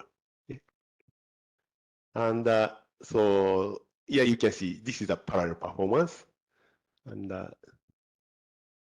yeah, actually, so it's not so good. Okay. But not so different from others. And this red triangles is using the default paging. Okay. And you can see performance is a little bit small, slower, but generally they are almost same. But it's better to use demand. Okay. Okay, so you can evaluate that. Yeah, there have been long discussion about which is better, so flat MPI or hybrid for a long time. Okay, in recent more than 20 years. And it depends on the applications, problem size, hardware, of course, the compiler environment, etc. Yeah, it's very difficult to say which is better. Okay, and the flat MPI is generally better for sparse linear solvers if number of computing nodes is not so large. And so generally because of the memory contention. Okay. And hybrid becomes better if node number is very large. Okay. And so this is because the pure number of the MPI processes. Actually, one MPI node, one MPI process per node is possible. So that means so if you apply the single MPI process for this node, it's possible. But in order to do this, you need some aware so programming is needed. And generally speaking, so it's not so efficient compared to the MPI process for each CMG. Okay. And you can try various types of the configurations. And so 256, 256, 192 is a very nice number. And so if you want to change the number of nodes, so you can do this way. So this is the input for the mesh.in for the parallel mesh generator.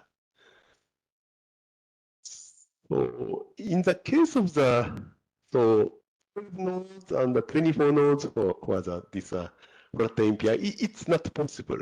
Therefore, in that case, you need to use Metis. Okay. So that's why I think if you go back to this one, black is a P mesh and white is a K mesh. And this one and this one, so you can see so black circles are missing. So that is because we cannot do the P mesh for this configuration.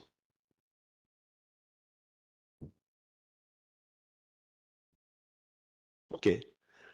Okay, so you can try this later. Okay. Okay, so any questions so far? Okay. So next part is a multi-threading for the matrix assembly part. So actually, in the case of the conjugate gradient solver, it's a very straightforward. You just insert MPI directives, MP directives, sorry. But in the case of the matrix assembly, mat as main and mat as BC, Yeah, it's more complicated because we have a data dependency. Because each node is shared by several elements. So in the case of a 2D, it's 4. And in the case of a 3D, we have 8 surrounding elements. And so in 2D case, if 4 elements are trying to accumulate local element matrices to the global matrix simultaneously in parallel computing, in that case, results may change or deadlock may occur. So it's up to the the systems. But anyway, the result is not correct. Yeah, this is a 2D case, and we have a target node here. So it's surrounded by 4 elements. And if you try to accumulate the contribution to this node simultaneously, so it's not good. Okay. So remedy is a coloring. Okay. So basically, we just color the element, and it's based on the color program in the graph theory. So in the case of 2D, we can make a 4-color coloring. So elements in same color do not share a node, and parallel operations are possible for elements in each color. So in this case, we need only 8 colors for 3D and 4 colors for 2D. So I just show you the 2D case. Okay, you can see it's surrounded by 4 meshes, and we have colors here. Okay, so elements in the same color do not share a node. For example, so this yellow mesh and this yellow mesh don't share any node. Okay, therefore, computing is possible. Okay, so we start from, for example, red, and the red one is doing some contributions. So next is blue, yellow, and green. But you can do the parallel computations.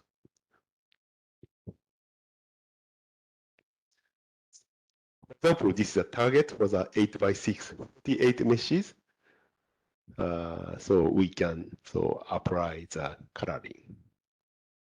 Okay, so this is how the this coloring is going. Okay, so any questions so far?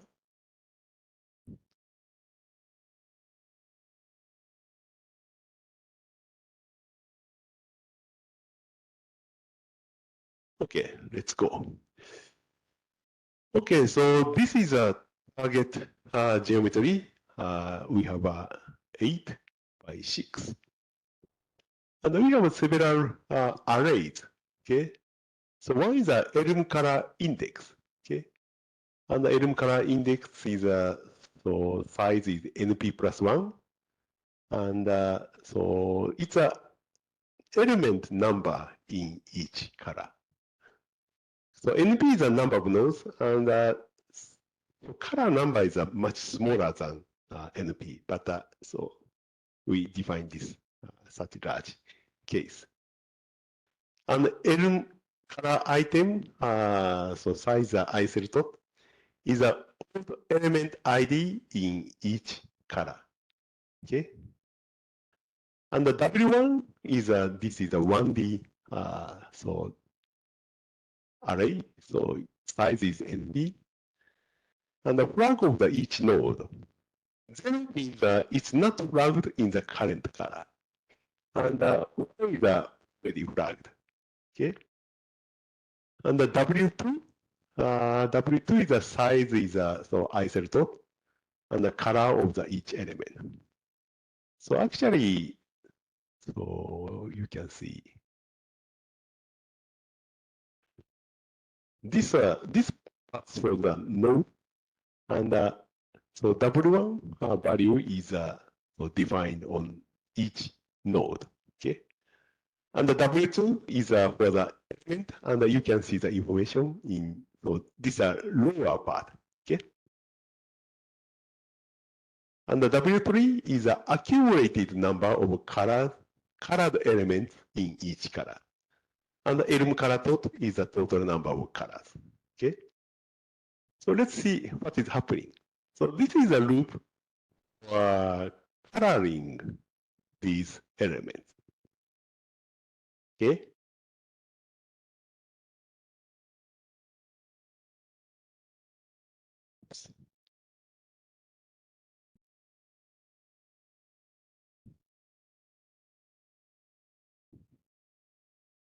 Okay. Okay, so you can see, so there are several values. And this one shows that 0, it's a W2 I cell, the value of the W2. And this one is a ID. Okay, so you can see starting with 0, 1, 2, 3, and it's ended at 47. So in this case, this one is 32. And this lower part shows a new element ID.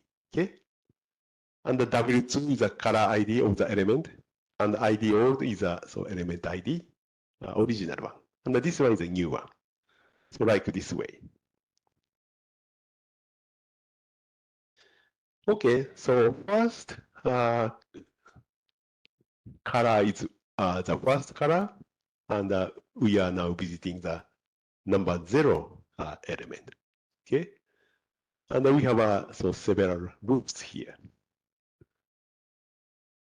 Okay, so you can see, so we have this is a 3D case, and so you are visiting each color, and so in this case, you can see, so all nodes are flagged to 0 for W1. Okay, so they are all as W1 is equal to 0. So next, we are visiting each mesh. Okay, and so if Wi cell equals 0, so we are going to check the all nodes. So in this case, so this W2 is equal to 0.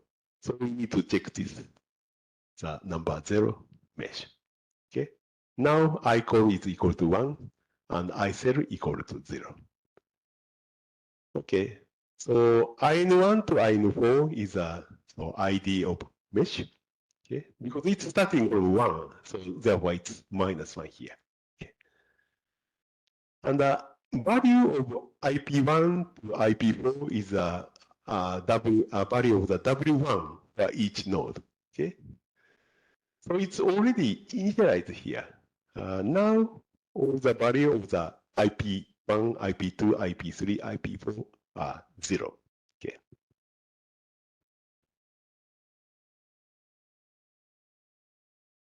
Okay.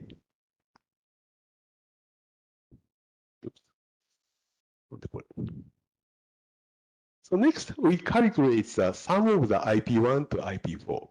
Okay, and if the sum of the value I sum is equal to 0, so this means no vertices on this element were flagged in this color, and so this in this case, so if these all elements all nodes are value of the this I sum equals 0. So this means this element can join this color. Yeah, because this is the first element, so you can join. Okay. So in that case, iCow is equal to iCow plus 1. So this is a colored element, and also new element ID. Okay, because so meshes are renumbered according to the color ID. Okay. And W3 icon is equal to icon, so current icon. It's an accumulated number of the colored element in each color. And W2 I cell is equal to icon. So this is the color ID of each element. And the element color item icon is equal to I cell. So it's a element ID. Okay. And this is the new element ID, and this is the old element ID. So therefore, now W2 is equal to 1. This is the first color. And so ID old is 0. And the ID new is also 0 in this case. Okay. And so these values are defined. Okay, so this is the first element. After that, so all these nodes are flag 1. Okay, so W1 is equal to 1. So each component W1, the four vertices on this element are set to 1. So this means, so any element which is sharing at least one of these nodes cannot be in the same color. Okay, you can see. So, for example, around this node, so they have some dependency. So these elements cannot be in this color. Okay, so next we are visiting the second mesh. Okay, so this one, this purple one. So in this case, so you can easily find that so this is not colored yet, but so you can see. So I sum is equal to 2. 2 nodes are already flagged. So this means so elements in the same color do not share node. Therefore, this element, this purple element, cannot join this color. Okay. Then I skip this one. Then we can go to the next one. Okay, so in this case, you can see, so we have a no flagged node. So that means, so this element can be in the next, this color. And you can see, so this is a new numbering. Okay, so this one is 0, and this is the second one. And also we can flag this node. And so if you repeat this, and to avoid these flag nodes, so you can see, so these elements are colored in this way, and you can see we have a very 12 elements in this color. And finally, we are so reaching this last element, but you can see, so this element cannot be in this color. Okay. Therefore, so we need to go to the next color. Okay. So elements in the same color do not share the node. And the parallel operations are possible for elements in each color. And you can see, if you see the blue mesh, so none of these mesh do not share any node with each other. So that means we can do the parallel computations for these nodes, these elements. Okay. Now, okay, so now we are going to the next color, okay? And before going to the next color, so all the value of W1 is so initialized as 0. And so going to each mesh, and W2 I cell is equal to 0, we can go to the investigation. So you can see, so this one is already colored. So therefore, we start from this one. And you can see, so we just continue the same things for the each color, like this way. Yeah, and you can see, so this element can be in the second color. And this number is 12, okay? So you can see this one is 11, and this one is 12. And we can just continue, so this way, okay? And you can see, so finally you can get this coloring. And the blue is the first color, 0 to 11, and yellow is the second color, 12 to 23. And this pink is the 24 to 35, and 36 is the last color from so green for 36 to 47. Okay, so this is the final coloring. And so elm color dot is icon. And you can see, so if this count is isotope, so this means so all meshes are colored. And you can go out of this loop. And the elm color dot is a current color number. It's a and so W30 is equal to 0. Okay, it's this one. Okay, and W3 elm color dot is equal to isel dot. Okay, and we just accumulate the value of the W3 I call to the elm color index because W3 includes a number of meshes in each color. Okay, so therefore, if we accumulate, we can get some accumulated value of the elm color index.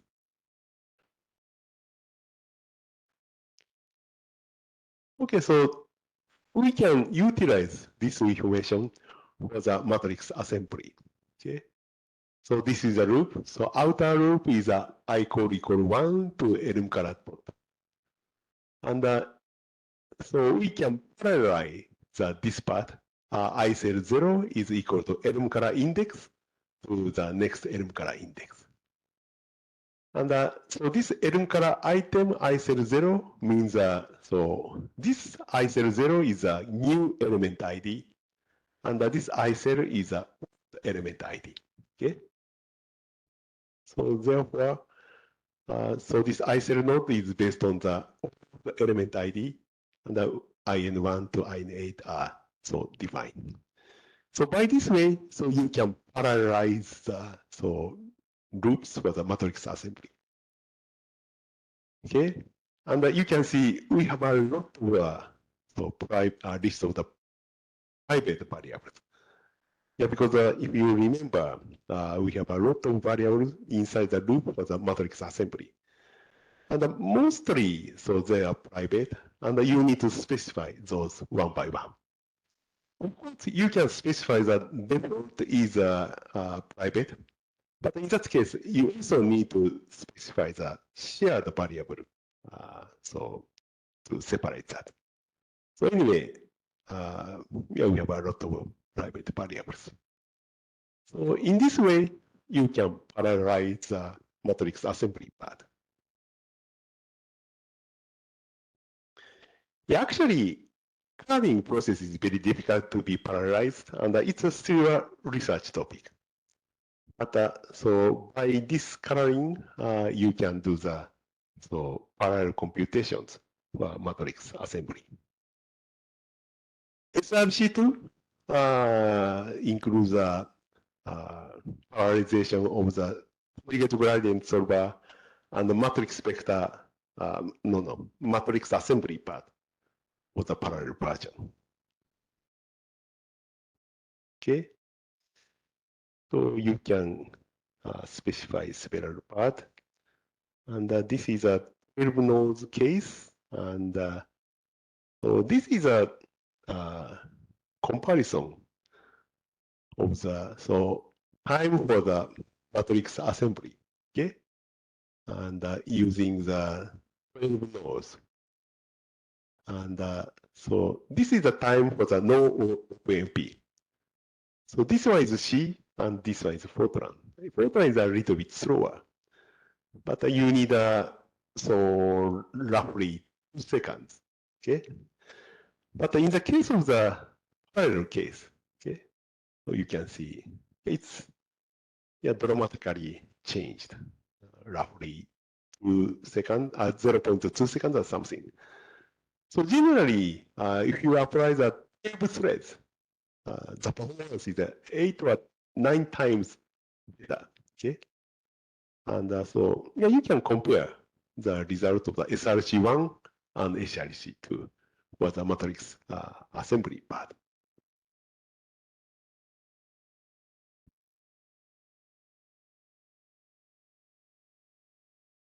Okay, so we are now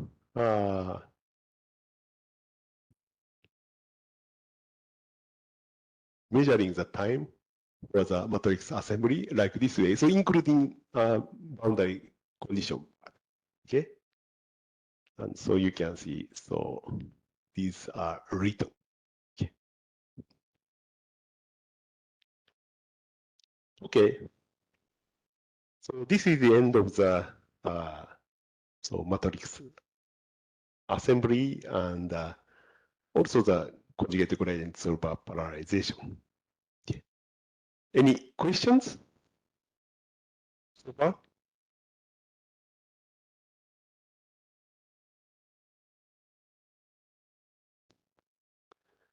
Okay, so now it's 2 o'clock and it's a good time to take a break. And I think you can run the code and so to see what is happening. And so we start the next lecture at 20 and give you the a little bit more additional materials for the optimization. Then we can finish before 3 o'clock. Okay. Okay, so let's take a 20 minutes break. And so also exercise.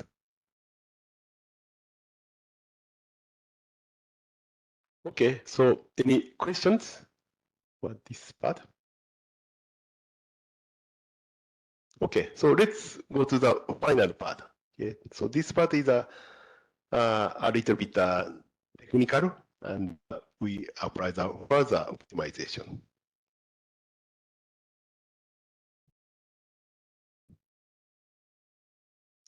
Okay, so as I mentioned, so every time if you apply the OMP parallel or OMP parallel do, so we have a fork join overhead.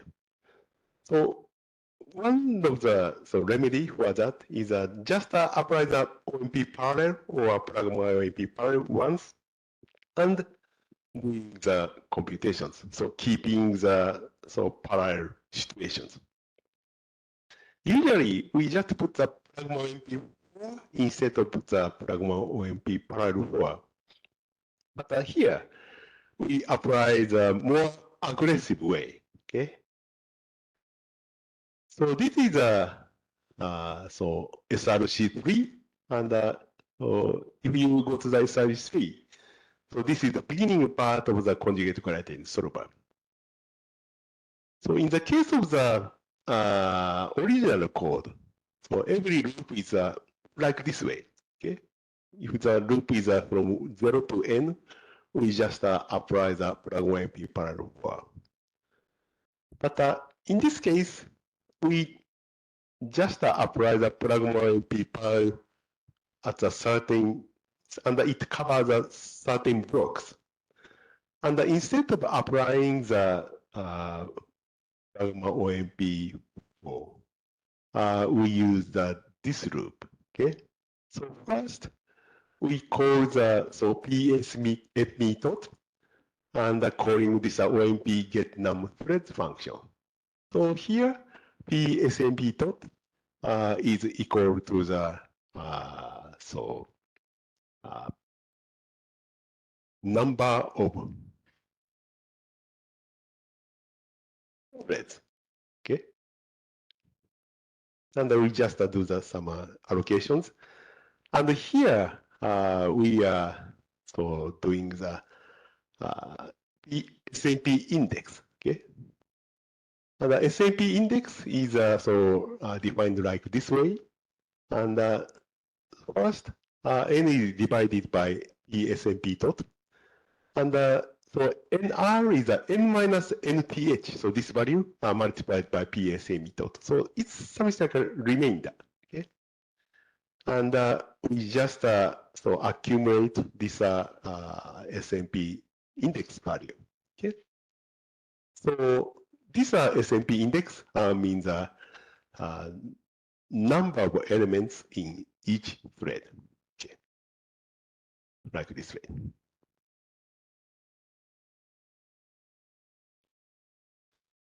Okay, so this is the loop, and so this is the original conjugate gradient method.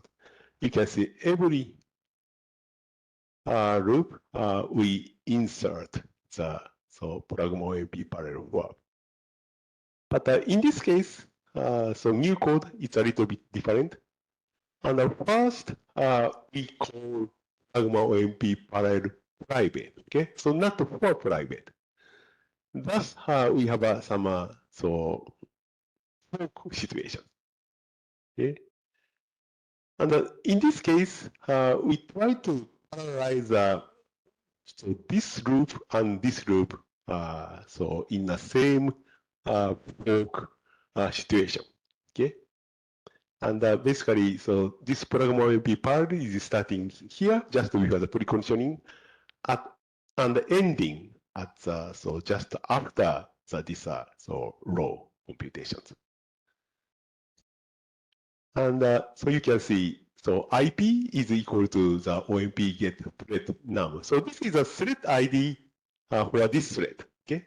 Then we have a loop for the SMP index IP to SMP IP index IP plus 1. Therefore, so this computation is for this thread. Okay. So this is corresponding to the this loop. And you can see this IP and I are so private variables. So next part, we are calculating this is row. But you can see, so this is a W row 0 IP. So we are calculating the sum of the RZ for each thread. Okay, so this is a W row P. And we are calculating this by the same parallel manner. And so after that, we are calculating row 0. But so parallel computation is ended here. Okay, so now it's only master thread, and we are summing these W row 0 and calculate the row 0. Okay. So this is a local sum of the row. But you can see this part is not parallel because we have only loop length is thread number, and this loop is very small. And you can see the computation is also very small. So we don't need to parallelize this. So we do the non-parallel computation here. After that, so we are calling this MPI all reduce. So this is a difference between this one and this one. Okay, so next part is so here we are calculating P and also updating P here. So here, so this is the same as this one, and we just plug one parallel here and end the parallel here.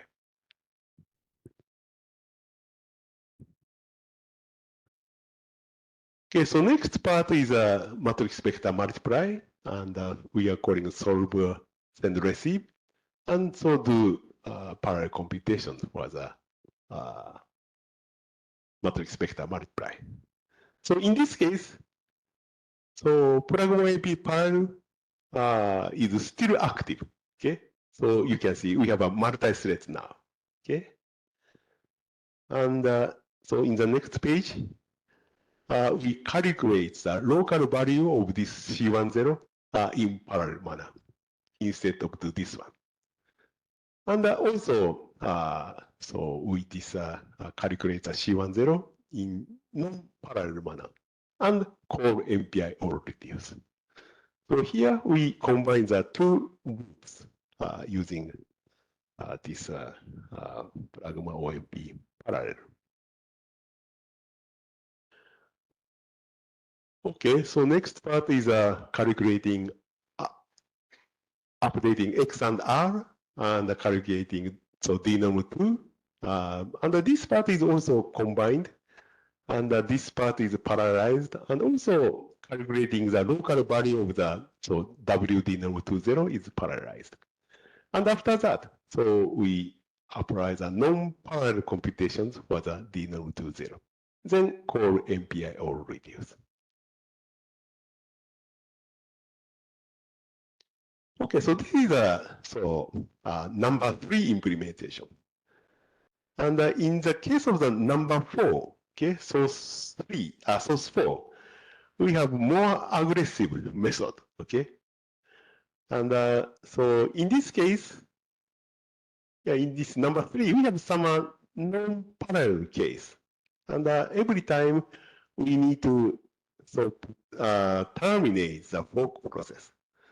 But instead of that, we try to apply this computations and communication just for the master thread. Okay, so if you apply the pragma master, so these operations are done on master thread.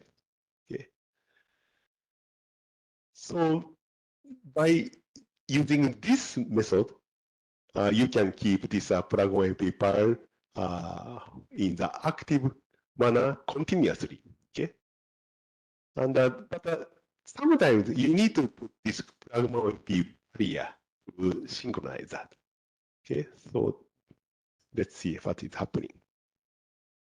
Okay, so here before the master part, we need to put a pragma barrier.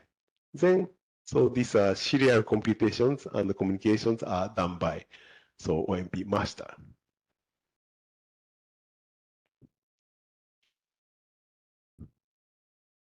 And so this part is also parallelized, but also we need a pragma barrier here, okay?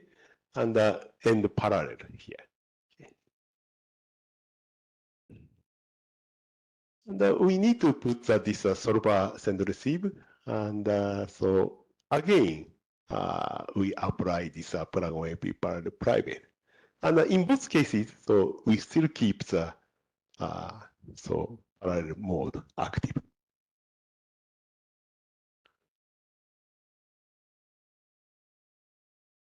Okay. So in this case, we need to stop the parallel part here, but we can continue the situations. Still continue the situation here, like this. And this is the final part. And so we finish the, here, and we calculate the, denom2. Okay, so yeah, there are some overhead for this one, but we are expecting this number 4 is a little bit faster. So this is a summary of the features of the each implementations. And the original case, all loops are OMP parallel do or pragma OMP parallel for. Modification A, so number 3 is a OMP parallel and the pragma OMP parallel blocks. So there are 4 blocks, okay? And there are no OMP2 or pragma OMP4. In the case of the modification B case, we have 2 blocks for the OMP parallel, okay? Before, after, and send receive. And actually, so it could be a single block, so if you think more sophisticated manner. And there are no OMP2 or pragma OMP4. But we have some overhead of the OMP master or OMP barrier. And the mod A and mod B are better if the thread number is larger. Okay, so in this case, we have only 12 threads, and it's not so big. Okay, and actually, so you can test the code on SRC3 and SRC4. They are corresponding modification A and B. And this is a shell script for that, and yeah, using like this way. And you can run the 3 types of the code. Okay, so this is the time for PCG solver for this problem using 12 nodes. And red is C, and this blue is Fortran. And generally, C is faster, okay? And you can see from source 2 to source 3, we have some very obvious improvement, okay? But not so big, okay? Roughly 5% or less. And in the case of the source 3 to source 4, we have a slight improvement by C, but almost same for the Fortran case. And anyway, difference between source C and source 3 are obvious. Okay? And if you apply this source 3 optimization, you can get more efficient computations.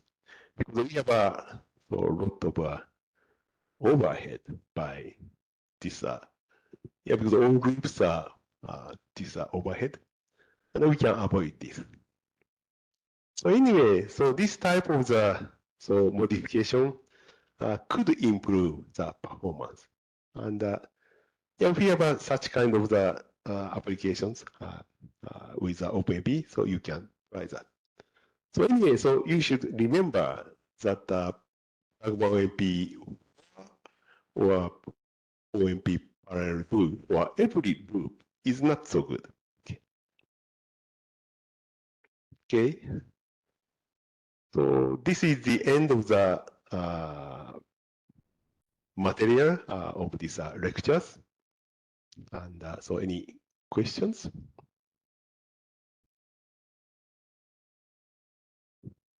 Okay, so this is the end of the 5D lectures. So thank you very much for joining. And yeah, it's starting with a very fundamental issue of the finite element. And so you learn MPI and also parallel finite element, both for 1D and 3D. And so I'm afraid, so we didn't have enough time for exercise because it's a very too hard schedule. But so as I mentioned, so you can access the supercomputer until the end of September. Okay, and so you are now. Well, are you now in the summer vacation, summer break now? And so I hope, yeah, probably you have another works, but so during summer break, you may find some time. And I hope you can do some further exercises.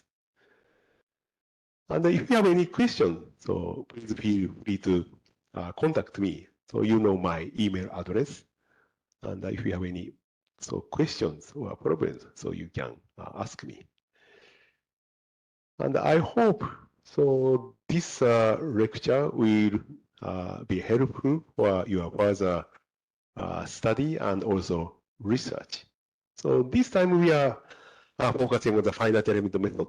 And so you notice that the finite element method is rather easier for parallel programming because it has a very local feature of the computations.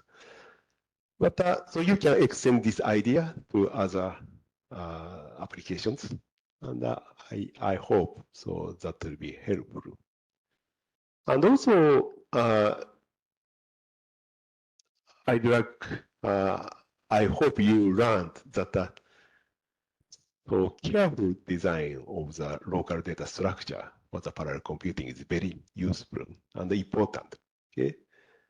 And in the case of the 3D finite element method, so for the matrix assembly part, there are no differences between the parallel versions and serial version. So that is because of the very sophisticated data structure. And so I hope, so this is what I want you to learn from these lectures. And I hope you were very familiar with that idea. Okay. Okay, so any other questions or comments? Okay. Okay, so I think so we still have time, but we stay here so 3 o'clock, and yeah, anyway, so you can leave if you like, and of course you can continue some exercise until 3 o'clock. But it's better to close now because you should be tired for this 5-day lecture. Okay, so thank you very much.